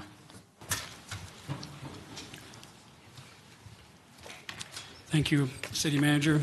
Good evening, Mr. Mayor, City Council members, and citizens of Fort Collins. This evening, we're before you to review our rate increases for 3 of the 4 utilities, which would be effective January 1st, 2018. And second, we are presenting alternatives for the proposed time of use options. I will outline the 3 proposed rate increases, followed by a brief description of the options for time of use. For electric, we are proposing a 1.8% increase. That would be the same for all classes. For water, proposing a 5% increase. That varies by rate class. It can vary between 3.6 and 6.6%. And for wastewater, we are proposing a 3% increase, which varies by rate class, and that's between 1.5 and 5.4%. There will be no increase for stormwater. We have presented the information for rates and time of use prior at both work session and finance. In addition, we presented this information to both the energy and water boards. Both boards have approved the proposed rates. I will note on the energy board, they approved the standard time of use option recommendation by a vote of 6-1. So regarding time of use, which will be the second part, and then I'll turn it over to Randy Rucher, our rates analyst. We have 3 options that we will be proposing this evening. We have a standard time of use. Option 2 would be a time of use with a tier structure. And then option 3 is a time of use plus a time of use and a tier. So with me this evening is Randy Rucher. He is our utility rate analyst. And then behind me, we have a variety of staff, depending on the discipline, if there are any questions. So with that, Randy. Thanks, Kevin. Good evening, Mayor and council members. So I'll dive a little deeper into the rate increases here, and we'll start with the electric rate increase for 2018. This is built based on 2 components here. One is the wholesale rate increase from Platte River, which they're planning on passing through a 1.4% rate increase. The seasonal components, both for energy and demand, will be increasing by the same amount for all components there. We do have an additional 0.4% for distribution expenses. Part of that's for reliability, for underground replacement, cable replacement, and then also some software upgrades for billing, GIS, and things like that. For the water rate increase, as Kevin mentioned, we're proposing a 5% rate increase. That does plan from the source of supply all the way through the treatment plant, distribution system, all the way to the customer turning on the tap. The next 10-year capital improvement plan is pretty heavily focused, roughly $200 million over the next 10 years, heavily in the next 5 years. So this 5% does help cover those capital needs. We did update the cost of service model this year, and through the graph here you can see on the slide, the dark black bar shows the average 5% increase, and then you can see the rate class variations there, which range from 3.6 up to 6.6%. Again, the cost service model was updated from 2 years ago, so there were some variations within the last 2 years for demands within the classes that impacted that. On the wastewater side, we are proposing a 3% increase. Again, this is to meet some pretty heavily federal regulations coming down the pipeline on the wastewater treatment plant side. We do have aging pipes in the distribution system that we need to replace as well. We did update the cost of service model on the wastewater side, and again, the 3% black bar going horizontal, and then the rate class variations from 1.5 to 5.4%. So looking at a typical residential bill, you can see for the 4 funds, if a customer does receive electric, water, wastewater, and stormwater services. Currently in 2017, based on average consumption levels, they'd be paying about $165. When you blend the increases that I just spoke to, they'd be seeing about a 2.2% increase overall, which impacts them about $3.70 per month. I don't have a slide for the small commercial or the commercial side of things, but the rate increases for them typically are, a small commercial customer can be about 3 times as large as a residential customer, and the percentage impacts would be slightly less because of the rate class variations there. So now changing gears from 2018 rate increases or rate impacts to the proposals for time of use. We have been to City Council work sessions twice this year to discuss this in pretty great detail. We did hold a 12-month pilot study at the end of 2015 through most of 2016. We presented those results to Council as well as Energy Board. Staff does recommend just the straight standard time of use, which I'll get to on the next slide, and we do have the 3 rate options in front of you tonight to vote on. The implementation that we're recommending is in October of 2018. This is consistent with when we did roll out the pilot study as well. It does avoid the January rate impacts that we typically, or that we'll have in January, and then also avoids the summer seasonal changes as well. So we're proposing it to be consistent. Rolling it out in October, it'd be bills that customers receive in November of 2018. So during the pilot study, we used this graphic or something similar to this as a postcard that we sent out. We are proposing to leave the time of use rate structure the same as the pilot study. So we would be expanding the summer seasonal months to include May through September. The on-peak hours would remain to be 2 to 7 p.m. during the summer months and 5 to 9 p.m. during the non-summer months. This does represent the higher and lower seasonal costs for the summer and non-summer months. Again, we would be leaving weekend and the major holiday periods as all off-peak charges. So the 3 options that we referred to, the standard time of use rate for all residential customers, so this would include our current tiered rate customers as well as residential demand customers and our net metering customers. Option 2 is putting them all on a time of use plus a tier rate, which has an additional tier component to it.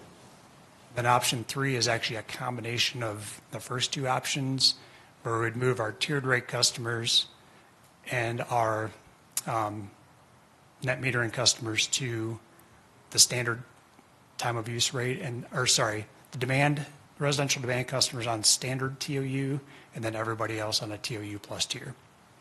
So staff is recommending, again, option 1. Through the pilot study, we did not see any reduced conservation efforts by adding that tier. It does add additional complexity, and there are other things that we've outlined in the AIS as well that we can speak to. On that note, for the time of use implementation, again, we're looking at October of 2018. We do have a detailed outreach plan that we can speak to as well. It does allow for 11 months to reach out to our customers and share both targeted and mass communications with them and reach out to stakeholder groups, which we've already had a lot of that discussion already. So I'll end it on this final slide, which Kevin presented to kick it off, and this just summarizes what we are proposing. So thank you. Thank you very much for the presentation. And with that, we'll go to the audience for comments on our utility rates. I see 2. So please come, 3. Anybody else? 3. Please come forward. You'll have 3 minutes. We have 2 podiums. And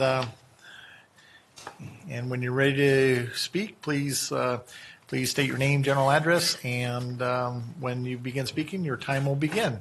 Okay. Peter. My name is Peter O'Neill. I'm speaking to you on my official capacity as chairperson of the Energy Board.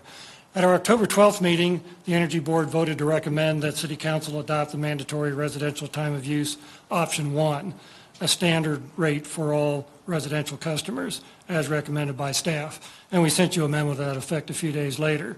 The Energy Board supports time of use rates in general because they more accurately account for the cost to generate and deliver electricity, reduce the peak power drawn from the system that determines the size, hence the capital investment in the system, reduce energy consumed, properly value solar electric energy generation, encourage the installation of electric energy storage alongside solar generation to shift its peak to match that of the peak load, and encourage the scheduling of electric vehicle charging to better utilize the electric system. Furthermore, we support standard TOU rates without the tier for these reasons. A rate structure needs to be easy for the customer to understand it if it is to affect their behavior. Tiers would further complicate the understanding of rates that already vary by time of day and season of the year. Some customers are offended that by what they perceive to be an implication of tiers that the city has set an expectation of their household energy use without regard to their family size, working arrangements, and other aspects of their lives that they are free to choose. And then finally, utilities' rigorous pilot study found that tiered rates cause no energy conservation. So there's really no benefit to that extra complication. Thank you. Thank you, Peter. Next, Alan. So my name is Alan Brasov. I'm a resident of Fort Collins and a member of the Energy Board. So Mr. Mayor, members of the council, Mr. City Manager, the Energy Board wrote to you last month recommending the adoption of time of use as proposed by staff as presented just previously by our chairperson, Peter O'Neill.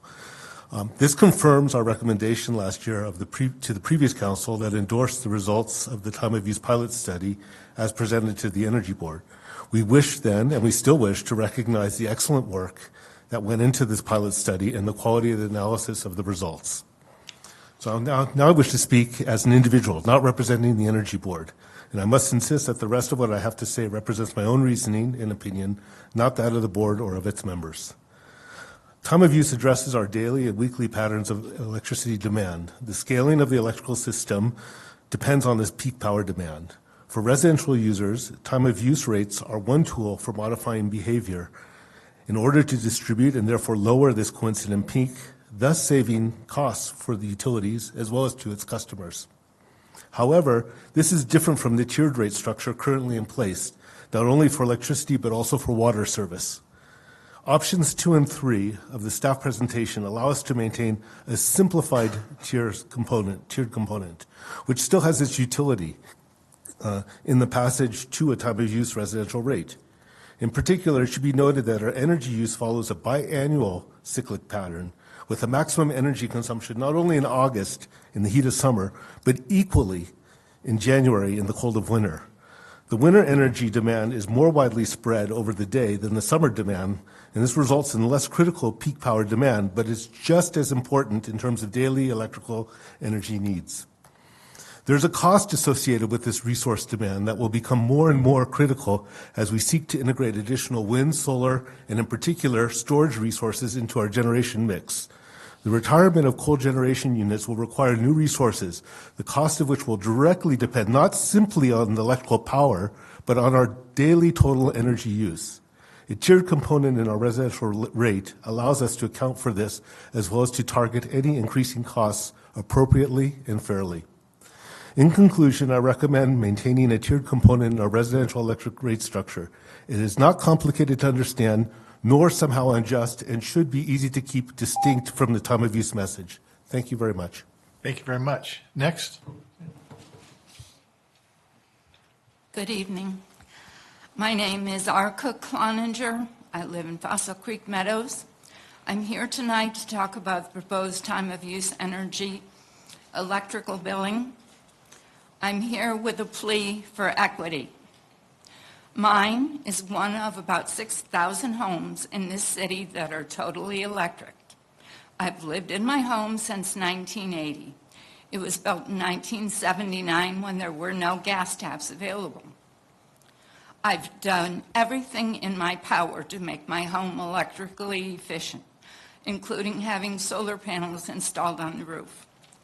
Fossil Creek Meadows and many other areas were annexed into the city on January 1, 2012. Before that time, we got our electricity from Poudre Valley Rural Electric. Due to annexation, we lost our ownership in the co-op. We got no reimbursement for our ownership and have been forced to pay an extra 5% per month on our city electric bills for 10 years. We are halfway through this expense and face another 5 years through December 2022. By the way, Poudre Valley just announced they're not going to do any price increases for 3 years. Back to equality. With time of use billing, we must have a way to know when the highest rates are in effect. I'm a senior on a not fixed, a broken income. If this TOU passes, I see myself inside my home in the winter wearing extra clothing and a thermostat set never higher than 65 degrees. Oh, and there will be no change in the rates for electric that is produced on my solar panels. I beg you, please don't discriminate against those of us in the 6,000 homes that have total electric and no chance to avoid using electric when rates are at peak. Thank you for considering my request for equity. Thank you very much. Kevin? Last speaker.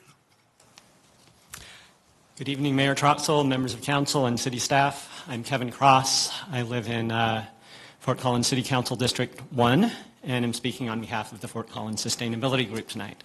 I just passed out my comments, so you all have those in front of you, and these went out via email earlier this week. So you are going to choose tonight between 3 different time of use or TOU residential electric rate options. Those options are 1, a standard TOU rate for all customers, 2, a TOU plus tier rate for all customers, and 3, a TOU plus tier rate for all customers except electric heat customers, like you just heard from, who would be on the standard TOU rate in that scenario. All 3 options would support the city's larger policy objectives of reducing greenhouse gas emissions and reducing peak electric loads during the summer equally. Option 3 provides targeted benefits to 3 important customer groups, however, which is why the FCSG recommends its adoption. Specifically, 1, a TOU plus tier rate would result in lower electric bills for low-income residents than would a standard TOU rate. 2, a TOU plus tier rate would result in significantly lower bills for customers with rooftop solar systems than would a standard TOU rate. And 3, a standard TOU rate would result in significantly lower bills for electric heat customers than would a TOU plus tier rate. On page 3 of agenda item 21 summary, staff presents a table similar to one circulated by the FCSG that we shared with you back in the summer. We offer the following comments concerning that table. 1, although staff has recommended a separate rate for low-income customers in the past, council has rejected that option already. A better way to address the needs of low-income customers would be to offer targeted incentives to help them reduce their electricity consumption. 2, both the standard TOU and TOU plus tier rate offer a significant benefit to customers with electric vehicles compared to the current standard tier rate. An even better way to encourage people to use EVs would be to offer a special rate for charging such vehicles, and we recommend you consider that in the future. 3, staff's comparison of peak demand impacts is somewhat misleading and references the probability that an individual's customer's demand would peak coincidentally with that of all other customers. In fact, both the standard TOU and the TOU plus tier rates would reduce overall customer electric demand by 8%. Finally, most residential customers, except those with electric heat, are already on a tier rate. Introducing a TOU component will create some additional complexity in messaging, although we think that the benefits of reducing greenhouse gas emissions and reducing peak electric loads justify the additional complexity. We believe that the residents of Fort Collins are up to the challenge, and we believe that Fort Collins Utilities is as well, and will support adding the TOU component. Option 3 helps the city achieve its goals of reducing greenhouse gas emissions and peak electric demand while providing tailored benefits to 3 important customer groups. Remember, 3 is the charm. Thank you. Thank you. Bring it back to council for comments, questions. Ray? Thank you, Mayor. Just a couple of questions that I have. Well, in just this last comment that a TOU and a tier rate would result in lower electric bills for lower income customers than would a standard TOU rate. Is that true? Do you see that? Is that? So what we saw during the pilot study was basically it was every 3 out of 4 customers would see a lower bill by adding the tier component. But the concern that staff has is for the other 25% that it would actually increase bills for. So that again is why we're recommending a separate low income rate, because then we could target all low income customers that would qualify through programs such as LEAP.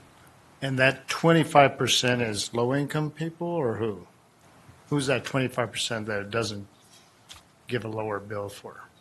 No, so I'm saying every 3 out of 4 low-income customers they would provide a lower bill for, and we're talking $1 or $2 a month. We're not talking significant dollars.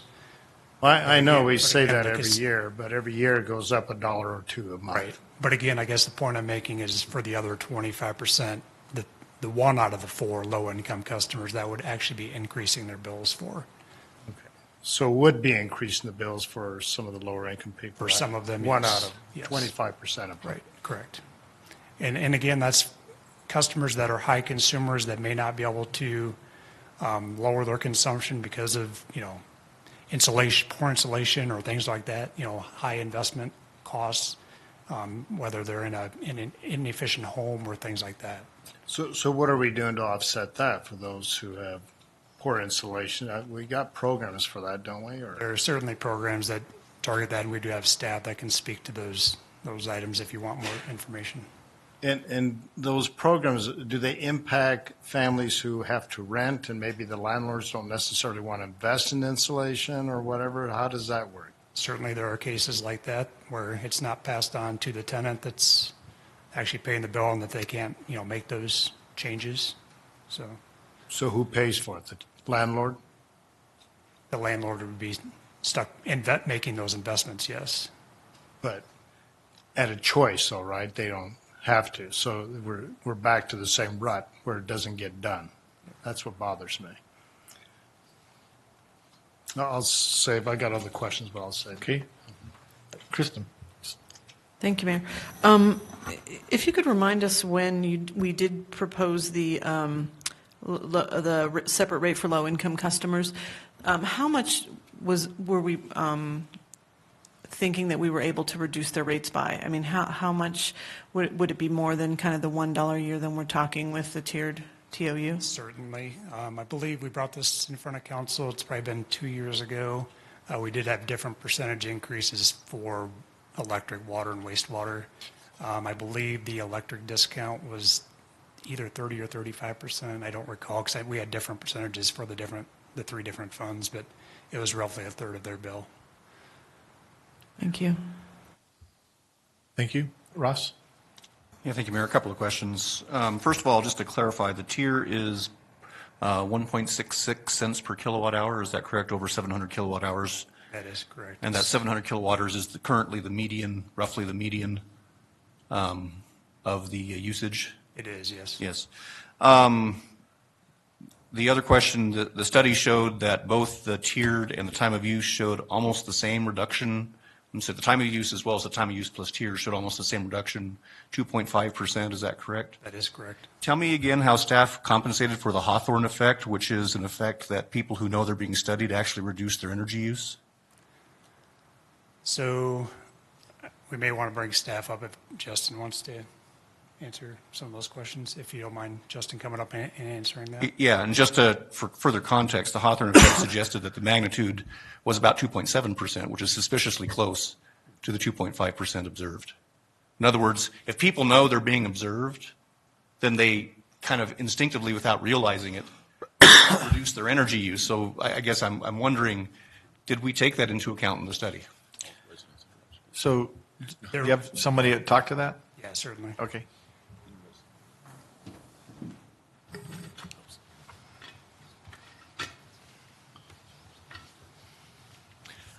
Good evening, Mayor, members of council. Please introduce yourself, Justin. Thanks. Sorry, I'm Justin Fields. I'm a utility data scientist, and I assisted Randy with the study. Okay. So we controlled for the Hawthorne effect by having a separate control group that just received information about them being in the study, and that was the measurement that we took. The 2.5% that you noticed in there is actually fairly similar to other studies. So, for example, O-Power we had a similar reduction for those customers. So it seems consistent with previous results.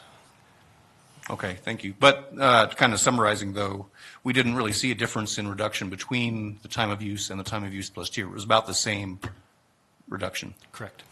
Okay. And then on the 25% of the low-income households that would see a bill increase, would we anticipate that a program to help that 25%, especially if it was due to their housing stock or factors out of their control, would that be, do you think, more or less expensive than a program that we try to help all of the low-income users? You know, that really is a good question. I guess certainly we've got, programs that would try to target that other 25% and help assist them with, improvements and things. But as far as putting a dollar value to, which would be less expensive, I guess I don't have an answer to that question. Okay, thank you. I guess the last one, in our solar rebate program to date, how many do we, I'm sorry, I should have asked this question in advance. Do we know how many customers have subscribed to that to date? We have roughly 650 rooftop solar customers. It's Okay. between 650 and 700, somewhere there. It's obviously growing, but. And this has been over about 7 years or so? 8? Yeah, right Something in like there. that?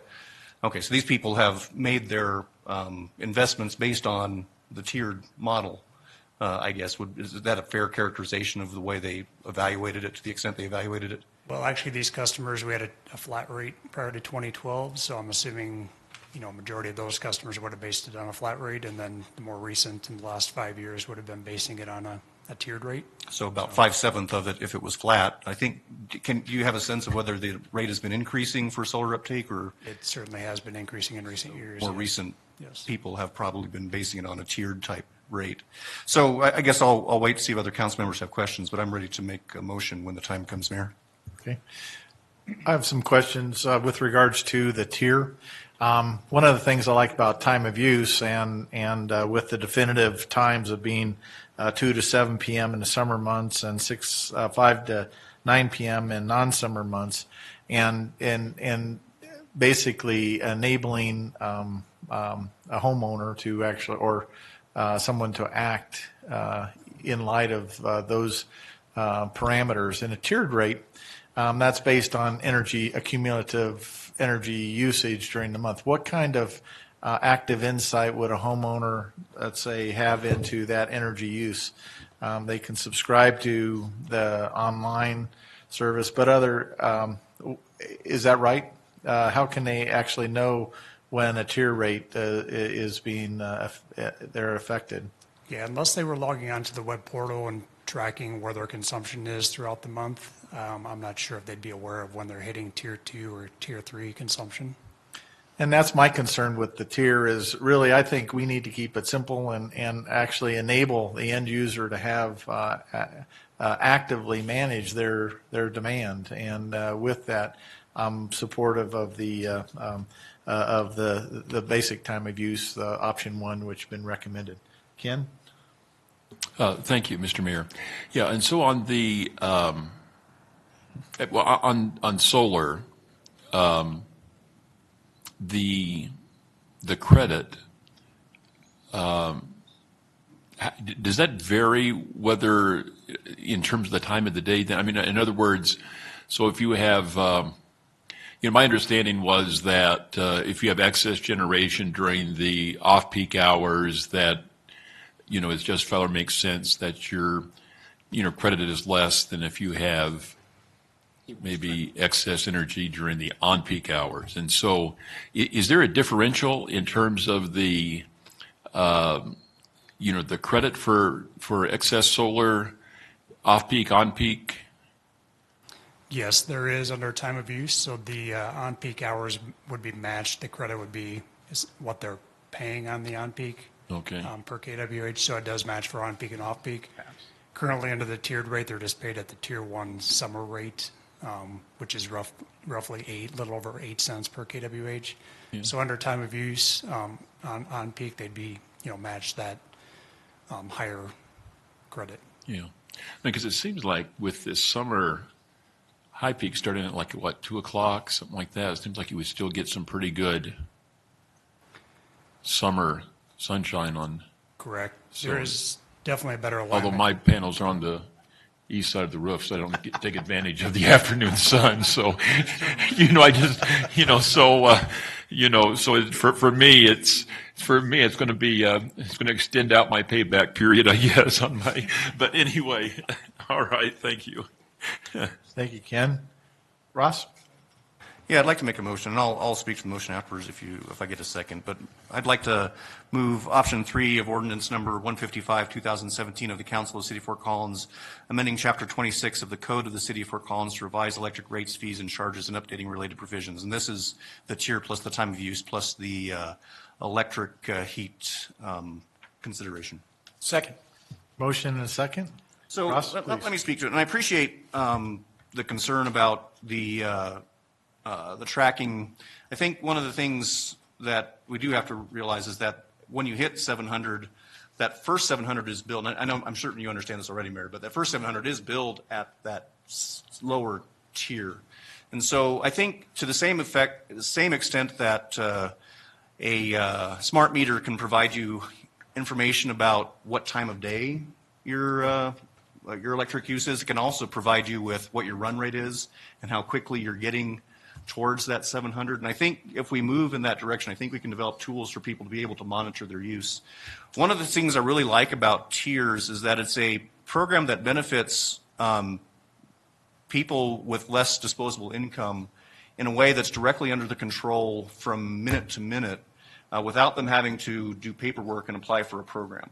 And my concern is that we've seen that when people have to do paperwork or apply for the program, they're either don't have time because they're busy, or they have language issues that can help hurt them from applying for that program, or they have a distrust of government of providing some of the information about income and other things for qualification. And so a program, a tier that allows people to control how much they're spending strictly by turning down their electric use, I think it's by far the simplest one to implement. And then, as I was alluding to earlier, for that remainder of the 25%, I think we can target some at a much less expensive, I suspect, program for low income would be to target helping them to increase their home efficiency, or educating them on how to change their usage, or further rebate programs for, like we already have, for energy efficient appliances. So, I think those kind of programs still stay. The other thing is, although it sounds like attempt to correct for the Hawthorne effect. I still am concerned about the best bill guarantee might have made it a little hard to judge the effect, and by changing over from tiered to time of use, we're kind of changing two variables at one time. And if we go to a time of use plus tier that's more similar to our existing rate structure, I think we'll be able to compare this next year's usage versus the previous year's usage in a more pure way. And then, we can take another look at it in a year once we've done that. But I just think that for a lot of reasons, this is probably the smallest reasonable step we could take that still allows people to control their bill, as well as achieving the important peak shifting, which is very important for our electric utility and both our costs that we bear for PRPA, as well as the system infrastructure costs. So I think it's kind of the best of all worlds. So that's why I'm supporting it. Thank you. Ken? Yeah, thank you, Mr. Mayor. And my concern would be that, that makes sense in theory. I'm not sure if it works in practice, so to speak, relative to, the extra effort and so forth that it takes to try to figure out how much, besides the time of the day, how much, electricity you're using at a certain time of the day. If somebody has a hard time, and I agree in terms of, somewhat in terms of the, energy that people want to take to fill out government forms and apply for programs, and I'm certainly sympathetic, with that. But I think on the same token,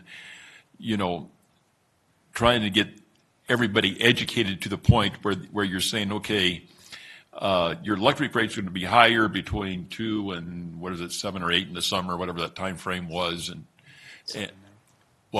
7. Yeah, 2 and 7, and then within 2 and 7, if you use this much, it's this much. If you use this much, it's this much, and then you have to go here to check. And I don't know. I would just be concerned. I'd be concerned about that for me. In terms of my ability to. So, not that I want to speak, disparagingly about anybody but myself, but no, but just again. Yeah, I don't know. Yeah, go ahead. Ross? Yeah, and I appreciate that. And I agree that simpler is better if everything else is equal. But I think the one simple thing that all people should be able to know how to do is just use less electricity, right? And I know there's special circumstances where that's not possible. We've heard about the electric heat issue. I know that there's certain medical devices. We still, I believe, is it correct that we still will have the medical device exemption? That is correct, yes. So we'll have that. But, regardless of time of use or tier, the simple fact is if you use less electricity, you'll spend less money. So I think that's a pretty simple message that we can continue to push. And the bills should reflect that. Yeah, and just more of just not a question, more of a comment or observation in my dialogue with some individuals on this. It is interesting as we talk about, changes in technology, the ability to, one of the things I was concerned about, initially was, younger families that, they're dealing with so many balls in the air that, they're just going to go ahead and do what they have to do. But the reality is most of those people too, the younger people too, are more maybe savvy in terms of electronics. And I realized, and I was kind of brought up to speed in the fact that more and more appliances are such where you can time them and and so forth like that. And as we get homes that are more kind of internet friendly, and the what was it, Mr. Mayor, Internet of Things, or whatever it's called, and smart homes and so forth like that, is that you will be able to more functionally manage your electric use, even with kind of some hectic lifestyles. And so that's, I guess, a positive. At least that's maybe coming. I don't know where we're at in that development, but is at least something, I guess, that's important to take into consideration. Thank you. Kristin? Yeah, so I'm kind of wrestling with this. I've heard a lot of, I tried to sit down because I do think that this is a really complex issue, and I don't think it's really straightforward for people to understand. I'm not seeing that there's a huge benefit for, at least it hasn't been shown to me that there's a huge benefit for low-income residents. I wasn't here when we decided not to vote on, or decided to table the low-income rate, but I do think that that's a more adequate way of getting some relief for people, and a bigger rate than this would. I do have some concerns about the complex messaging of this. So I do think that while I hear Councilmember Caniff, what he's saying is, it's just adding a layer of using less electricity, and then it's just really, we're just adding the layer of the time of use onto that.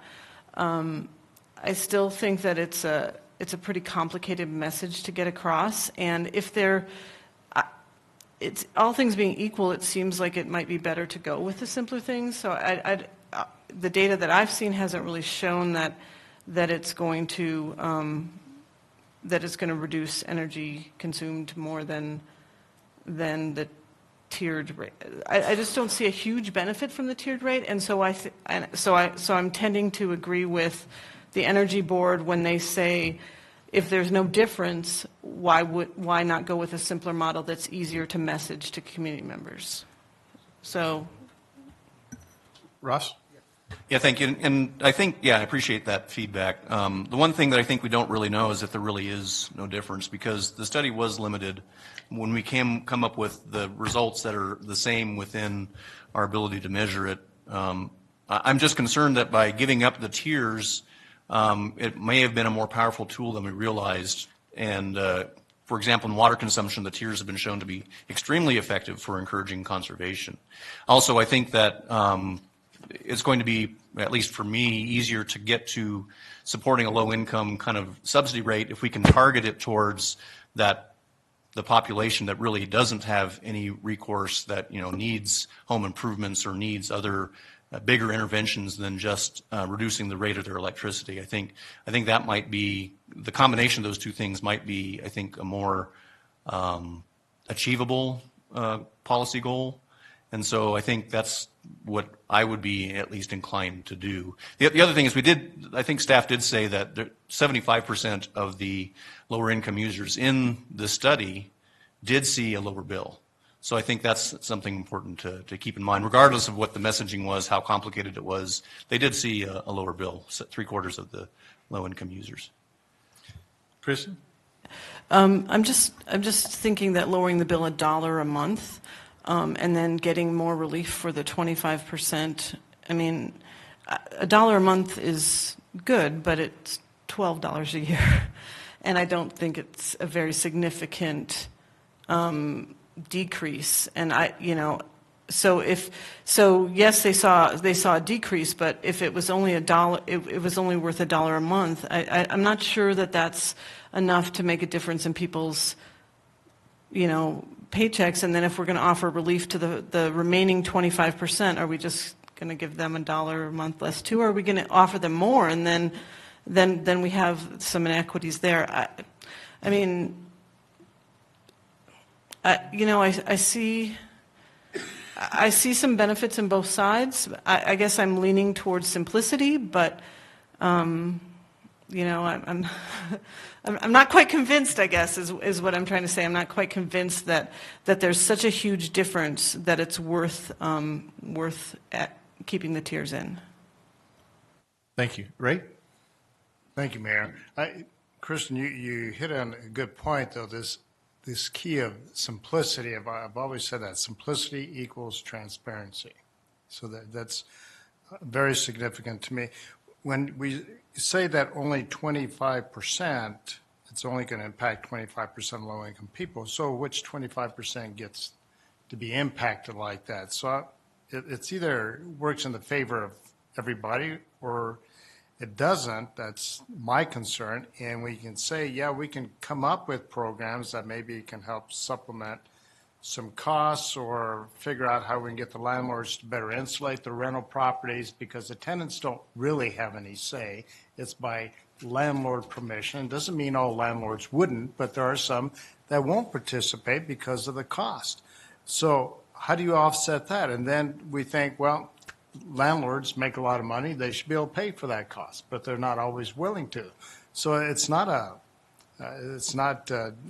demonizing landlords. It's just that tenants are caught in a hard spot is the problem. So we say we should have programs, and but there are no real programs in place, and maybe we should create them. Well, maybe we should do that creation first before we go to these experiments of how we try to help offset some of those costs. I think the one citizen that spoke said that about being low income, and then corrected and said, no, broken income. I think that's a better term. It is broken income. People are on broken income right now, and they're robbing Peter to pay Paul. When Miss Mendoza can't get her medicine, or she has to use other means to get food, and then you want to tack this on top of her, I don't see any favorability in this. So that's got me bothered. I think you got to have something in place before you go to this.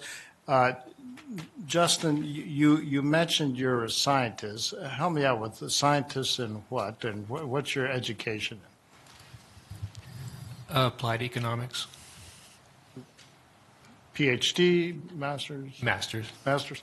And as a scientist, when you look at this, and I'm assuming that you were part of the staff recommendation of just going with option one, time of use. Is that correct?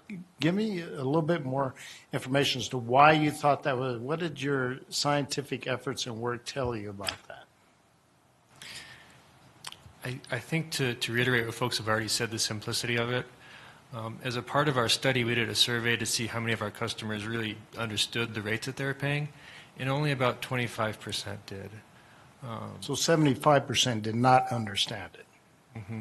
Okay. So I think the simplicity of the straight time of use rate, Randy showed the postcard with the clocks, and it showed the on-peak and off-peak. It's a fairly easy thing for people to understand. It's an easy thing for them to respond to for the most part.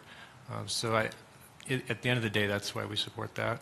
Mm-hmm. And then what about, did it take into account for people, single moms who are shift workers, and they get off at 3 in the afternoon, they don't have any choice but to use the peak time to get laundry done and everything else? Does that take anything into account? We can't take that into account in the study because we don't know that information. Right. I would say that the time of use does provide two ways for people to save. They can reduce their overall consumption, or they can shift when they use it. So that does give them more options to save than they currently have now. But if I'm a mom that works at shift work and I go to work at 6 and I don't get out to 2 or 3 in the afternoon, there's not a choice for them. You see what I'm saying? So, and that's an unknown factor that we don't have. I don't know what that percentage is. It might be low, but I don't know. I'm guessing there's a lot of single moms out there. And dads too that have to work shift work, and parents that just work shift work. I mean, that's a common thing. So it doesn't take that into account. All I'm saying is that if we're going to shift to something this complex, then at least let's do something by having programs in place before we make that shift. I don't even like the idea of increasing every year. Every year we go increase. And I'm not saying that's our fault. Private Power Authority raises their rates. We have to offset that. I get that. I understand that. But I don't want to add an extra burden to it as well. Yeah. Russ? Yeah, just one follow-up question. What was the typical amount that that 75%, do we have, remind me, I know we had some of this data, that 75%, how much money did they actually spend per month? I think it was more than $1 a month. Are you referring to the savings for those low-income customers? That's correct, yes, thank you. Yeah, I think it was between $1 and $2. I don't have a slide specifically representing those I think numbers. it might have been higher than that for some customers. Certainly there was a range, yes, that was the average. So, okay. Yeah, so, and again, for the people whose disposable income is less flexible, that, to Councilmember Martinez's point, that can actually make the difference between getting the medicine they need and not getting the medicine they need. Unless you're in that 25%. Yes. My concern about the time of use only, though, is that these same people,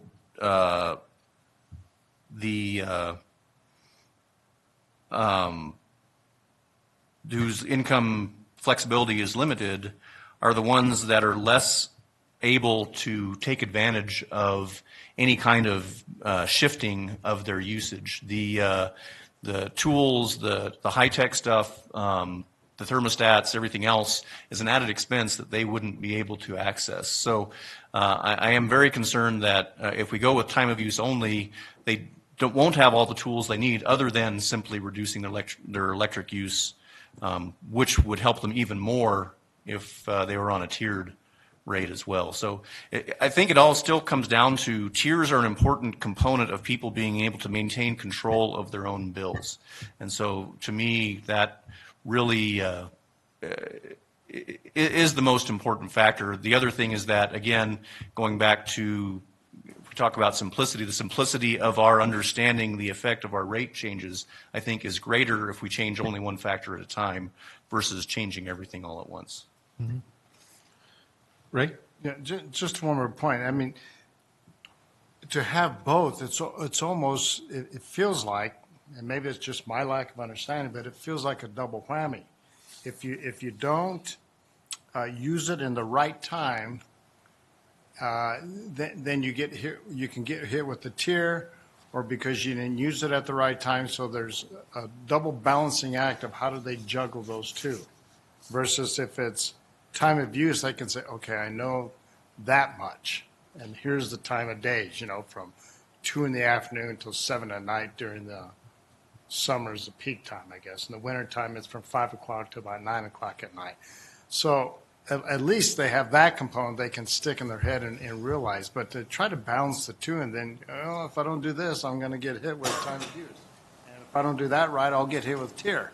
So it's like either way they lose in that sense. So I think that piece of it bothers me, and it goes back to simplicity again. And I don't think you're really changing both. You're doing one or the other, and that's what I would say. Either do tier or do time of use. But I don't think doing the double whammy, it's like a crash course of some sort. It just doesn't feel right. I mean, I just think that's what most citizens are looking at, and it creates confusion. Not everybody who would like to go to solar panels can afford to do that. Yes, some have done that because they can afford it, but Ms. Mendoza can't put solar panels on her house. Bob? And I, just to follow up with your Councilmember Martinez, that we do have a solar garden that people, can subscribe into if you can't put solar panels on your roof. But that's extra. That's a limited program, but I have the same situation and I'm sympathetic to it. Just a question as to, I know we have many rebate programs, low-income programs, whether it be at the federal, state, local. Did you find out if these people, this 25% who wouldn't benefit from this motion before us, participate in any other rebate programs or low-income programs? Did you find out if they are taking advantage of opportunities to be an informed consumer? We do have staff we can bring up to answer that question. Okay, sure, thank you. Pete, would you want to comment, or Lisa? Yes.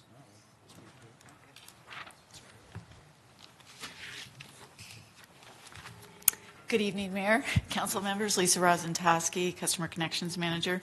So with the pilot study, we didn't recognize or understand which of those customers were low income, but we do have numerous programs as part of our utilities affordability portfolio that recognizes all the resources that are available to low income customers to support them either through improvements to homes they own, through the Larimer County Conservation Corps, through homes that they rent, as well as the Payment Assistance Fund, which funding has grown quite significantly in the last 3 years.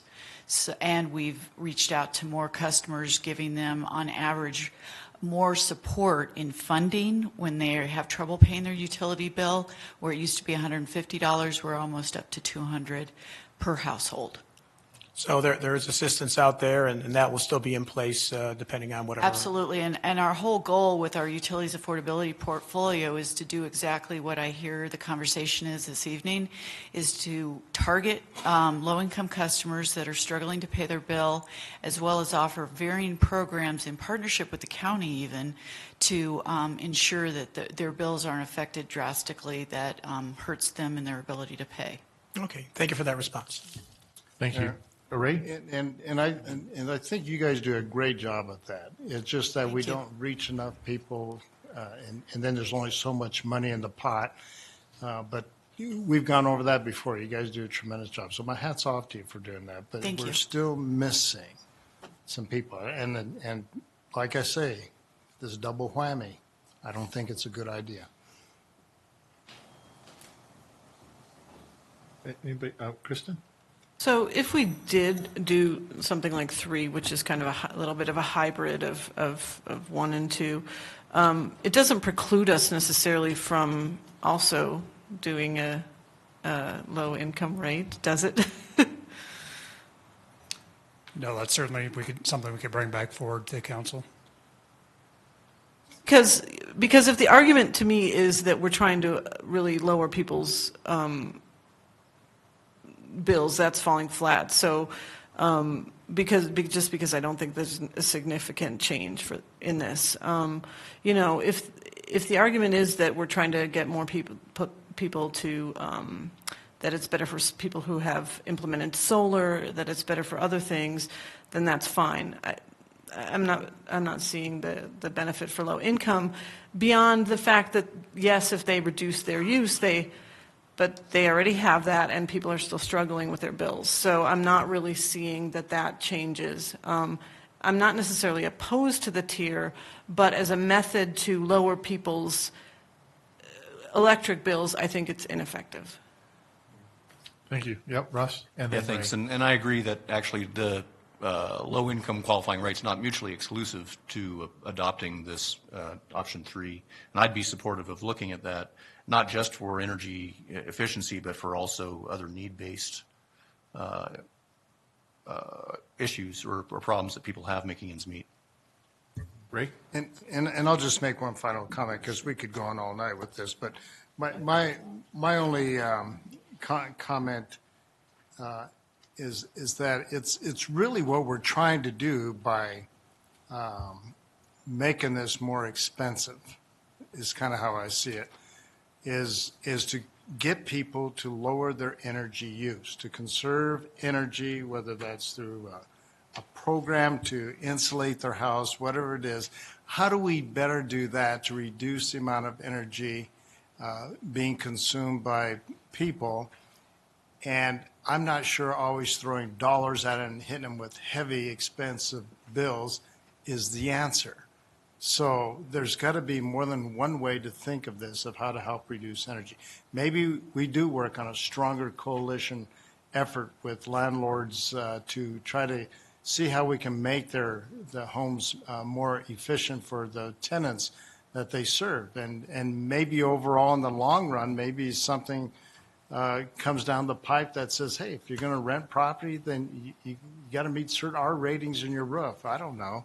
But something along those lines that tries to help people live in the fold where they can actually save energy instead of just going back and forth. Well, there's a program, but someone doesn't want to participate.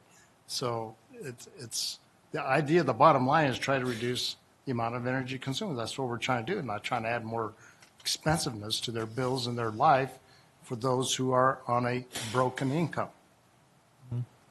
And I would just add, I think reducing the energy, but the time of use is really, there's very select times where the energy costs are the highest. And so really it's also smoothing the demand curve. And that's really what a time of use is intended to do, is really shift the energy use so that there's a more balanced usage of electric resources over a period of time. Because if you actually do the cost analysis on the very small peak moments, it's many times the cost to achieve that peak in terms of the infrastructure that's required to support just that alone, and not during the rest of 23 plus hours of the day. And so, for me, that's where the time of use,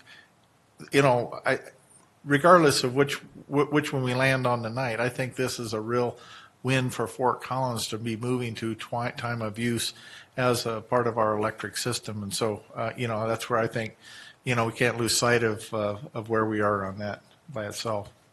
So, anybody else? Jerry?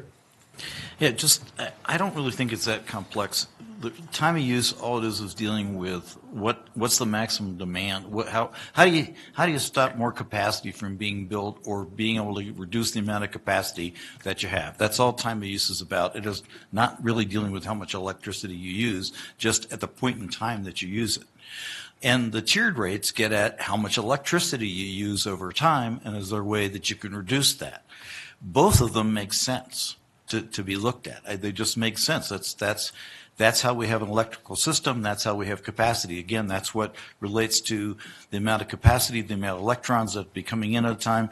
This could dramatically change. For example, if Platte River does get a lot of wind energy coming in, we'll have a lot of extra electrons that we either got to store, or basically have somebody else buy from us, and we might have to pay them to take them. So storage in the next 5 or 10 years is going to be something that we can start looking at. But to me, and the differentials for what it's going to be. So towards the problem of low income, which is really, the problem is really inefficient containers.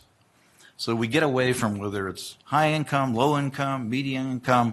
The better your container is for being efficient, the better chance you have of using less electricity, and the better your appliances are of being energy efficient appliances, the better you have. And we have programs that can address that.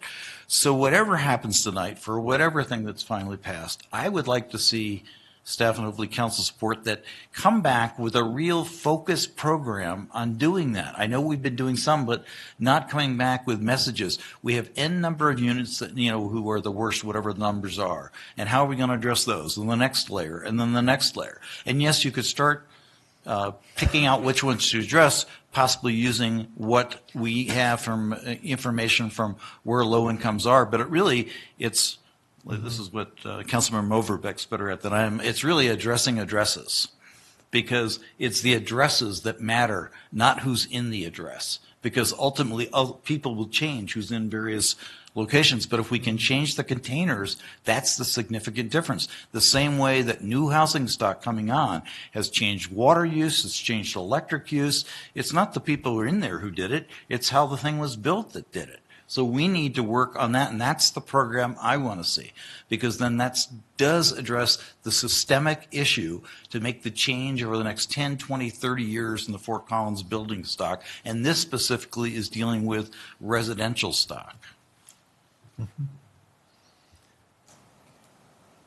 Well, Ray, final comment? Or? Final comment. Okay. Yeah. I can't support this as it stands for both. And because if you're going to talk about a low-income rate program, then it should come at the same time. It shouldn't come later. Otherwise, we'll never come to an agreement on it. It'll just get drugged down the road. So if you're going to talk about it, then you got to do it at the same time. Chris? Well, I can be supportive of a tiered rate if I feel like there's a lot of goodwill on council that we're going to really actually look at this. Because I feel like we've batted it around for a while, and so I would like to get at the efficient, and I understand the container argument, and I fully agree. But I also think that there may be some relief that we can give people beyond some of that, or with electric customers, for example, I don't know that the container can be built. I'm not sure that container can even be built. So.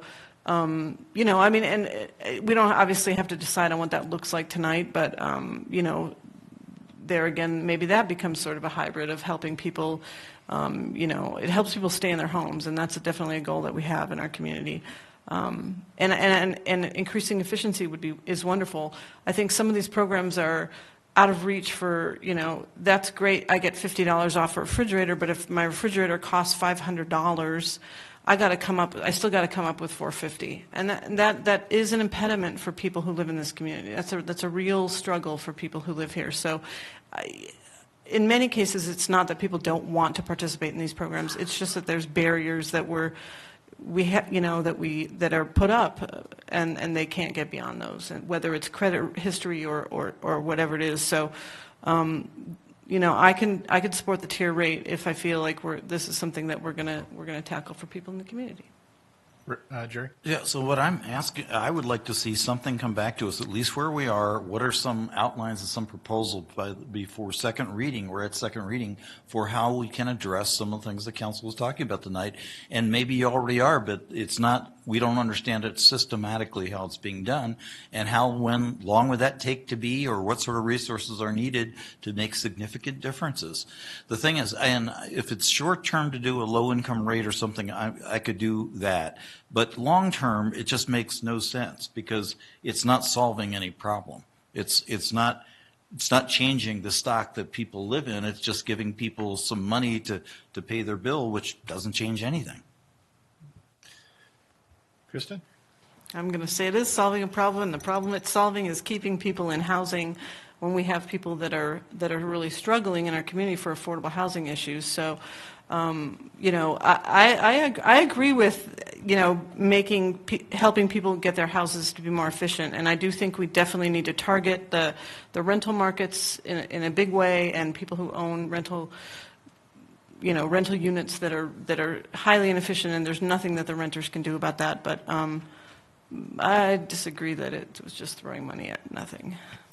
Ross? Yeah, thank you, Mayor. I view this kind of as an and. I think we can do something, as I said, for severe needs-based income restrictions, as well as I agree with Councilmember Horak. It's really past time that we take some strong steps towards helping address the container problem as he phrased it. I appreciate that. So I think I'm ready to commit, and I like the idea of getting some information back by second reading to help us further settle where we're going and help direct staff the way we want it to go. But I think it's an and. So thanks. On this one, I still like option one, and so and my main reason is for simplicity of implementation as it relates to end use and understanding of time of use. And so with that, I'll be voting against the option three. But I'm, basically, as I mentioned before, I think all the options really lead in the right direction. Any other final comments? Roll call. No? Sorry. Troxel? Do it again. No. Summers? No. Overbeck? Yes. Stevens? Yes. Martinez? No. Caniff? Yes. Horak? Yes. The motion passes. Brings us to our next item as it relates to water rates. Motion? Yep, please, Ross. Yeah, Mayor, I move that we adopt ordinance number 156, 2017 of the Council of the City of Fort Collins, amending Chapter 26 of the Code of the City of Fort Collins to revise water rates, fees, and charges, and updating related provisions. Second. Motion to on water rates, and we have a second. Any further discussion? Ray. So we got a motion and a second to raise the rates, and I and I understand that, and obviously my concern is every year we raise rates. Every year it goes up just $1 or $2 a month, and that just keeps adding on. So I'm really concerned about that. At what point do we say what's enough? And I know Platte River increases their rates, so it gets passed on to us. But how do we look at programs on how not to raise rates versus how do we look at how to raise rates? Well, if I may, first of all, we don't look to programs to see how we raise rates. I'll just I'm not being smug, but we are constantly trying to keep our costs low, and as you and I talked about last night, or maybe the day before, we're trying to keep costs as low as we can. We're constantly evaluating the efficiencies of our business. So, I guess I just have maybe a perspective that although our costs are going up, the costs of commodities are going up and personnel and so forth, and that has a very direct, in many cases, only 1-to-1 ratio. But I would say that the utilities in general, and I feel very good about where the city organization is these days, that we're constantly looking at trying to drive those down. So there is no, that I'm aware of on any of our boards and staff, an interest to drive up the cost or the price. So, and it goes back to I like the reverse idea. How do we look to lower costs versus raising the costs? And I know some of that Platte River, they pass it on to us, and then we have to eat it. I mean, that's part of it. Am I right? In this case, there is a PRPA pass-through that's driving the rate. So that's what's driving the rate. It's not because and just for clarification for the public, it's not because we decide, we want to hire 20 more Ray, staff. we're on water now. Actually, water is here. Okay. I was talking about all of them, but I'm talking about all the rates that are going up, but I'm sorry, all right. You want me to talk about water? Yep. All right. Okay, all right. Jerry? So two things. Let me address the Platte River Power. So let's all remember, for nearly 20 years, Platte River did not raise rates. Mm-hmm. People tend to forget that, which actually then meant citizens of Fort Collins were having much cheaper electricity than anyone else, and still Fort Collins electric rates are less than Excel's, than Tri-State's. I understand that. No, let me. So why does water rates increase? The reason that water rates increase is because every council that's ever sat here wants to have the lowest water rates possible. What does that really mean? That means actually that every year enough money is not going into redoing transmission lines, into dealing with futuristic whatever. For example, we don't have a sinking fund for our water treatment plant. In other words, we're not depreciating the asset and putting money in each year so we'll be able to build the next water treatment plant. We wait, or we look at, project when we might need one and increase rates. Businesses depreciate assets. Prices would be higher. So there's a natural pressure to not raise prices, and you only raise prices when you have to, which means, example, we have lines that are 100 years old that are being replaced now. So somebody 100 years ago should have started a sinking fund for the line that needs to be replaced, that was replaced down Mountain Avenue just recently. I'm trying to give you, so there's a natural thing among all of us, whether it's our personal life for putting money away or whatever, that we try to minimize costs today, and hopefully it won't be higher tomorrow. And in doing that, we don't have all the money we need to deal when things need to be fixed. Can I respond to that? Yeah, sure. Okay. So my point is this, whether it's electric or water, or sewer, whatever we're doing, we manage somehow to always raise rates. And I realize the cost and the expense of doing that is getting higher. The technology to do is much higher. We need water to be put in the reservoir, of Halligan Reservoir example, to prepare for the future. And not to expand growth, but it's just preparing for the future. So I realize those are the rates. I don't think everyone else realizes that, but it is expensive, and we do have to raise rates. I get that. I'm just saying I'm very frustrated when we always come back and have to raise rates. It frustrates me, and then we say, well, it's only $1 a month. That's a lot to a lot of people every year. And $1 rate a month for electric, $1 rate a month for water, and another $1 for wastewater. And those dollars just keep adding up. And I'm just expressing a concern. That's a frustration I have. I realize we have to pay for it. I get that. Does that help you? No? I have a question. Electric, we serve the entire city of Fort Collins. Water, we don't. We have other water providers in Fort Collins. Right. So do you have a comparison against the rates for the water treatment of the other providers as a comparison? We've done comparisons for the water district similar to what we do on the electric side for CAMU, the CAMU survey. I don't have a slide prepared for tonight, but certainly that's something we can share with council. I think that'd be good between first, second reading, Jerry. Which is CAMU is? CAMU is the Colorado Association of Municipal Utilities, but it covers all service providers in the state, including Excel, which is an And investor. it will show for electricity, I think we're fourth or something, or fifth.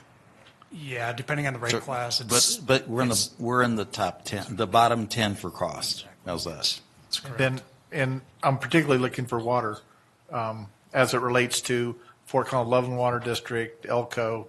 Yes, we have those comparisons we can share. All right, good.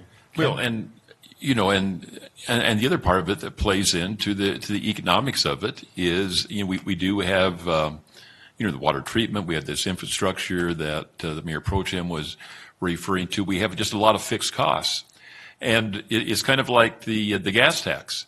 The more we encourage conservation and the less water people use, the more it's going to cost them to use whatever water they do use. I mean, that's just the economics of the way it works. And so, so in a sense, I shouldn't say we're on our own worst enemy, but I mean, conservation costs, I guess. Maybe that's the theme. And so, which is interesting, but I don't know if there's a way, and I'm sure, I think, Kevin and his staff are astute enough to look at ways you can save, but I think most of our costs are probably pretty much fixed costs from that standpoint, and I'm sure if there were some areas where you could, trim the budget or save the money, you would or are or whatever, insensitive to those things, but so many of the things are fixed costs, let alone the whole infrastructure thing, and the less people use, the less they pay, and you have decreasing revenues, increasing, costs that are out there, and it's just kind of part of the way it is, I guess. Bob? And then Ross. Yeah, well, I second this. I'll be supporting it again as well, even though we had a thoughtful conversation here. I'm really proud of the fact that the city of Fort Collins deliver high-quality drinking water to its citizens, and that's a cost worth noting, and I'm glad we're not in a situation like Flint, Michigan, where they tried to find other ways to cut their costs. So I think there's a small cost for a high outcome for our community. And of course, I don't like rate increases, but then again, I think the citizens of Fort Collins would appreciate that we're delivering high-quality water to their homes. Ross? Yeah, thank you, Mayor. And I appreciate the dialogue because, it's true that nobody likes to raise rates, and yet I think raising rates is the responsible thing for us to do at this time, particularly with the capital improvement plans that the water utility has come up with. Additionally, it's not really appreciated, but I believe it's true that our water treatment plant also serves to some degree the Fort Collins Loveland Water District. Is that right? That is correct. So it's benefiting more than just, and of course we're getting fair compensation for that. The other thing is that, yes, our fixed costs are based mostly on our capital infrastructure, but I think our variable costs, a large component of it's also electric, which our wholesale rates are going up. Is that accurate? That's correct, and we're continuing to work on that as well. And as council knows, we're doing an annexation and hoping to serve that with our own light and power. So we'll see some efficiencies on that as well as we go forward. Right. So in other words, I mean, our costs are in fact going up. I think in interest of transparency for the public, both we're trying to be more responsible stewards of the assets that we have, our capital assets, as well as we are subject to our variable costs going up, both of which translate to a rate increase. Any other comments? So we're now voting on ordinance 156, our water rates. Roll call, please. Summers. Yes. Overbeck. Yes. Stevens. Yes. Martinez. With much reluctance, yes. Caniff. Yes. Horak. Yes. Troxel. Yes. Brings us to the third item. Jerry? Yes, I move adoption of ordinance 157, amending Chapter 26 of the Code of the City of Fort Collins to revise wastewater rates, fees, and charges. Second. Motion is second. Any comments, final comments on this one, on wastewater? Jerry? I just want to say that the good news is there's not an ordinance tonight 158 to raise stormwater rates because they're staying at zero increase. That's good. Thank goodness. That's right. That's right. That's right. So we reached unanimity on that one. Any other final comments? Kristin? Yeah, I just want to echo that it is not that we are gleefully raising rates for people. I mean, I do think that we take this seriously. We understand that people, struggle and that the bills are high, but we also understand the importance of taking care of our infrastructure and providing good services to the community. And so that's, it's in that light that we are okay with raising rates, but we understand that it can be a burden on families, but also not keeping up with our infrastructure is really not an option for our community. Any other comments? Roll call, please. Overbeck? Yes. Stevens? Yes. Martinez? Yes. Kniff? Yes. Horak? Yes. Troxel? Yes. Summers? Yes. Motion passes. Brings us to consideration of citizen pulled items. Number 6, Mr. Sutherland, you pulled this item. If you would come forward, just give a sentence or two as to this particular item that you pulled. Number of questions regarding the compliance with the requirements of state law and city charter for the form and content of the budget we're about to adopt, and also rationale behind the estimates of revenue to be collected based on uncertainties of certain other tax collecting districts' mill levy certifications. Thank you. So with that, we're now addressing item number 6, and may I see a show of hands? And let me read this item so that item number 6 is first reading of ordinance 139, which is an annual appropriation for the Fort Collins Downtown Development Authority. So with that, may I see a show of hands of citizens who'd like to speak to this particular item? See one. So Ms. Sutherland, you have 3 minutes, please. As I said, there are requirements in the city charter, requirements in state law that would apply to the DDA for form and content. Those are not complied with in the materials before you or in the city's budget, never have been. Main import of that failure, that deficiency, is it makes it a little bit more difficult, but not impossible, to ascertain whether or not the city is maintaining a special fund as required by the DDA statutes. And of course, that's the single most important control to make sure that property tax increment is not being dispersed in a manner that is inconsistent with the Colorado Constitution and state law, which it clearly is. Property tax increment, for example, from Home Depot and Walmart out there by Mulberry and LeMay. Very first, or actually it was the second place in the state, where agricultural land was put into a TIF plan area to capitalize on the differential between ag land and commercial property for the purposes of diverting really what's come to be almost tens of millions of dollars, getting close, from other public entities. The other subject concern here is it does appear as though the DDA appropriation and budget was prepared with the expectation that the Poudre School District would be levying a mill levy about 52.63 mills. And there's some irony there. I did contest the ballot question for the bond and mill levies last year with the express intent of seeking an exemption from the tax allocation scheme for the revenues attributable to that tax should it pass. That was my intent. And what we ended up here was this extraordinarily ironic situation where the DDA, the Timoth Development Authority, Fort Collins Urban Renewal Authority have had use of levies attributable to the bond issue, but the school district hasn't and won't, which throws in a further question to be resolved, and that is whether or not there are any plans or preparations, safeguards, et cetera, that are being contemplated now in the event that the school district is found to have collected tax in a manner inconsistent with state law. There's also problems with Larimer counties and the Poudre River Public Libraries mill levies as well. They're both collecting abatement and refund levies, completely inconsistent with state law, Supreme Court decisions interpreting that law, et cetera. So there's quite a bit to chew on there. I really don't expect an answer. I really don't think we get anywhere as citizens bringing these concerns forward, but I think it's good citizenship to do so anyways. Thanks a lot. Thank you. Bring it back to council. Ross? Yeah, just a question first before we get to motions. If, Mr. Robinot, if for some reason revenues aren't as anticipated, I assume you have a process for revisiting the budget expenditures mid-cycle.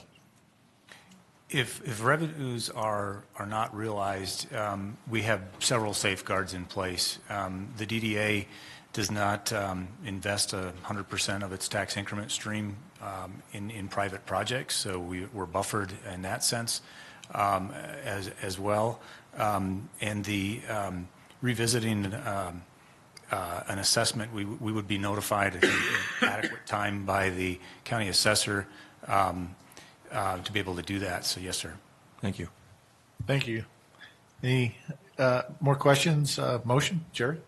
Yes, Mayor. I move adoption of ordinance number 139, being the annual appropriation ordinance for the Fort Collins Downtown Development Authority relating to the annual appropriations for the fiscal year 2018 and fixing the mill levy for the Downtown Development Authority for fiscal year 2018. Second. Motion and a second. Any comments, final comments? Roll call, please. Stevens? Yes. Martinez? Yes. Caniff? Yes. Horak? Yes. Troxel? Yes. Summers? Yes. Overbeck? Yes. Thank you. Motion passes. Brings us to other business. Are there any items that council members would like to bring to the attention of other council members and the city manager? Ross? Just one. I sent an email last week about some proposed impacts to the tax credits for affordable housing, and Councilmember Overbeck had also highlighted. So I believe legislative review is going to be taking a look at it. We just wanted to highlight that for council in interest of our process. So good. And Bob? And we, I think most of council saw the email from the Colorado Municipal League, and they raised some concerns well and probably did a deeper dive than maybe we had the opportunity to. And so I think we'll be hearing some from staff and most likely from the Colorado Municipal League. Good. And Darren, are you clear on this one? I am, yes, thank you. All right. Anybody else? Any other business? Jerry? Yes, Mayor. The staff has asked for an executive session. I moved the council go into executive session as permitted under Article 2, Section 11, parens 1 and 11, parens 2 of the city charter, Section 231A1D and Section 231A2 of the city code, and Colorado Revised Statute Section 24-6402 4E, Roman numeral number 1, and Section 24-6-402 4B, for the purpose of discussing 1. Strategy matters relating to negotiations with employee groups, including unions. 2. Specific legal questions related to litigation or potential litigation regarding collective bargaining with the Fraternal Order of Police. And 3, the manner in which particular policies, practices, or regulations of the city related to police services employees may be affected by existing or proposed provisions of federal, state, or local law. Second, that's a mouthful. Oh, that's right. I could beat that. That's right. That was a motion and a second. We're going to go talk about the agreement. That's right. That's right. Are there any citizens like to comment on this particular item? Seeing none. Does council have any questions about the purpose of the executive session? I don't, Mayor. Okay. Roll call, please. Martinez? Yes. Caniff? Yes. Horak? Yes. Troxel? Yes. Summers? Yes. Overbeck? Yes. Stevens? Yes. The motion passes. We'll be back probably in about 30 minutes. We then have General Improvement District item to still address tonight on once this meeting adjourns.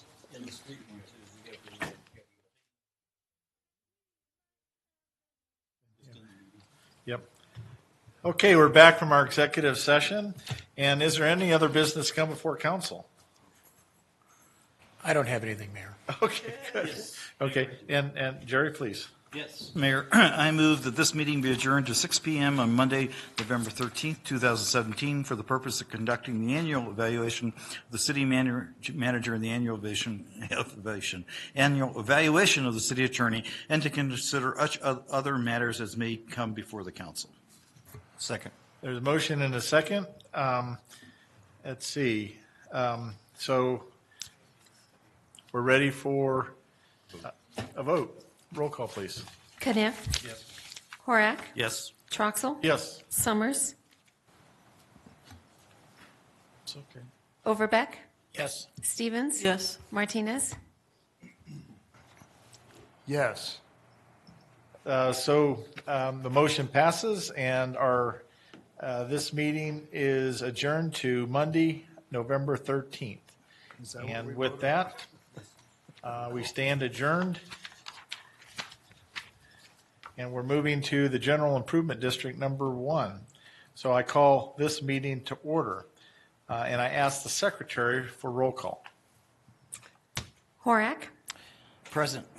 Troxel, Yes. Summers, Different set of rules. Overbeck, Here. Stevens, Here. Martinez, Here. Caniff. Generally here. Thank you very much. We have one item on our agenda tonight, and it's relating to ordinance number 69, determining and fixing the mill levy for the General Improvement District number 1 for fiscal year 2018. No staff presentation, correct? That's correct. Okay. And any citizen like to comment on this particular item?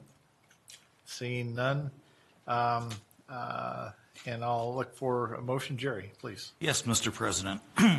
First reading of ordinance number 69, determining and fixing the mill levy for the General Improvement District number 1 for fiscal year 2018, directing the Secretary of the District to certify such levy to the Board of Commissioners of Larimer County, making the fiscal year 2018 annual appropriation and transferring an appropriation to the city's general fund for parks, downtown landscaping. Second.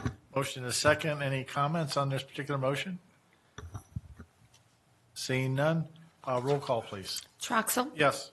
Summers, Yes. Overbeck, Yes. Stevens, Yes. Martinez, Yes. Caniff, Yes. Horak. Yes. The motion passes. Thank you very much. Is there any other business to come before this particular board? Seeing none, announce that this meeting is now adjourned.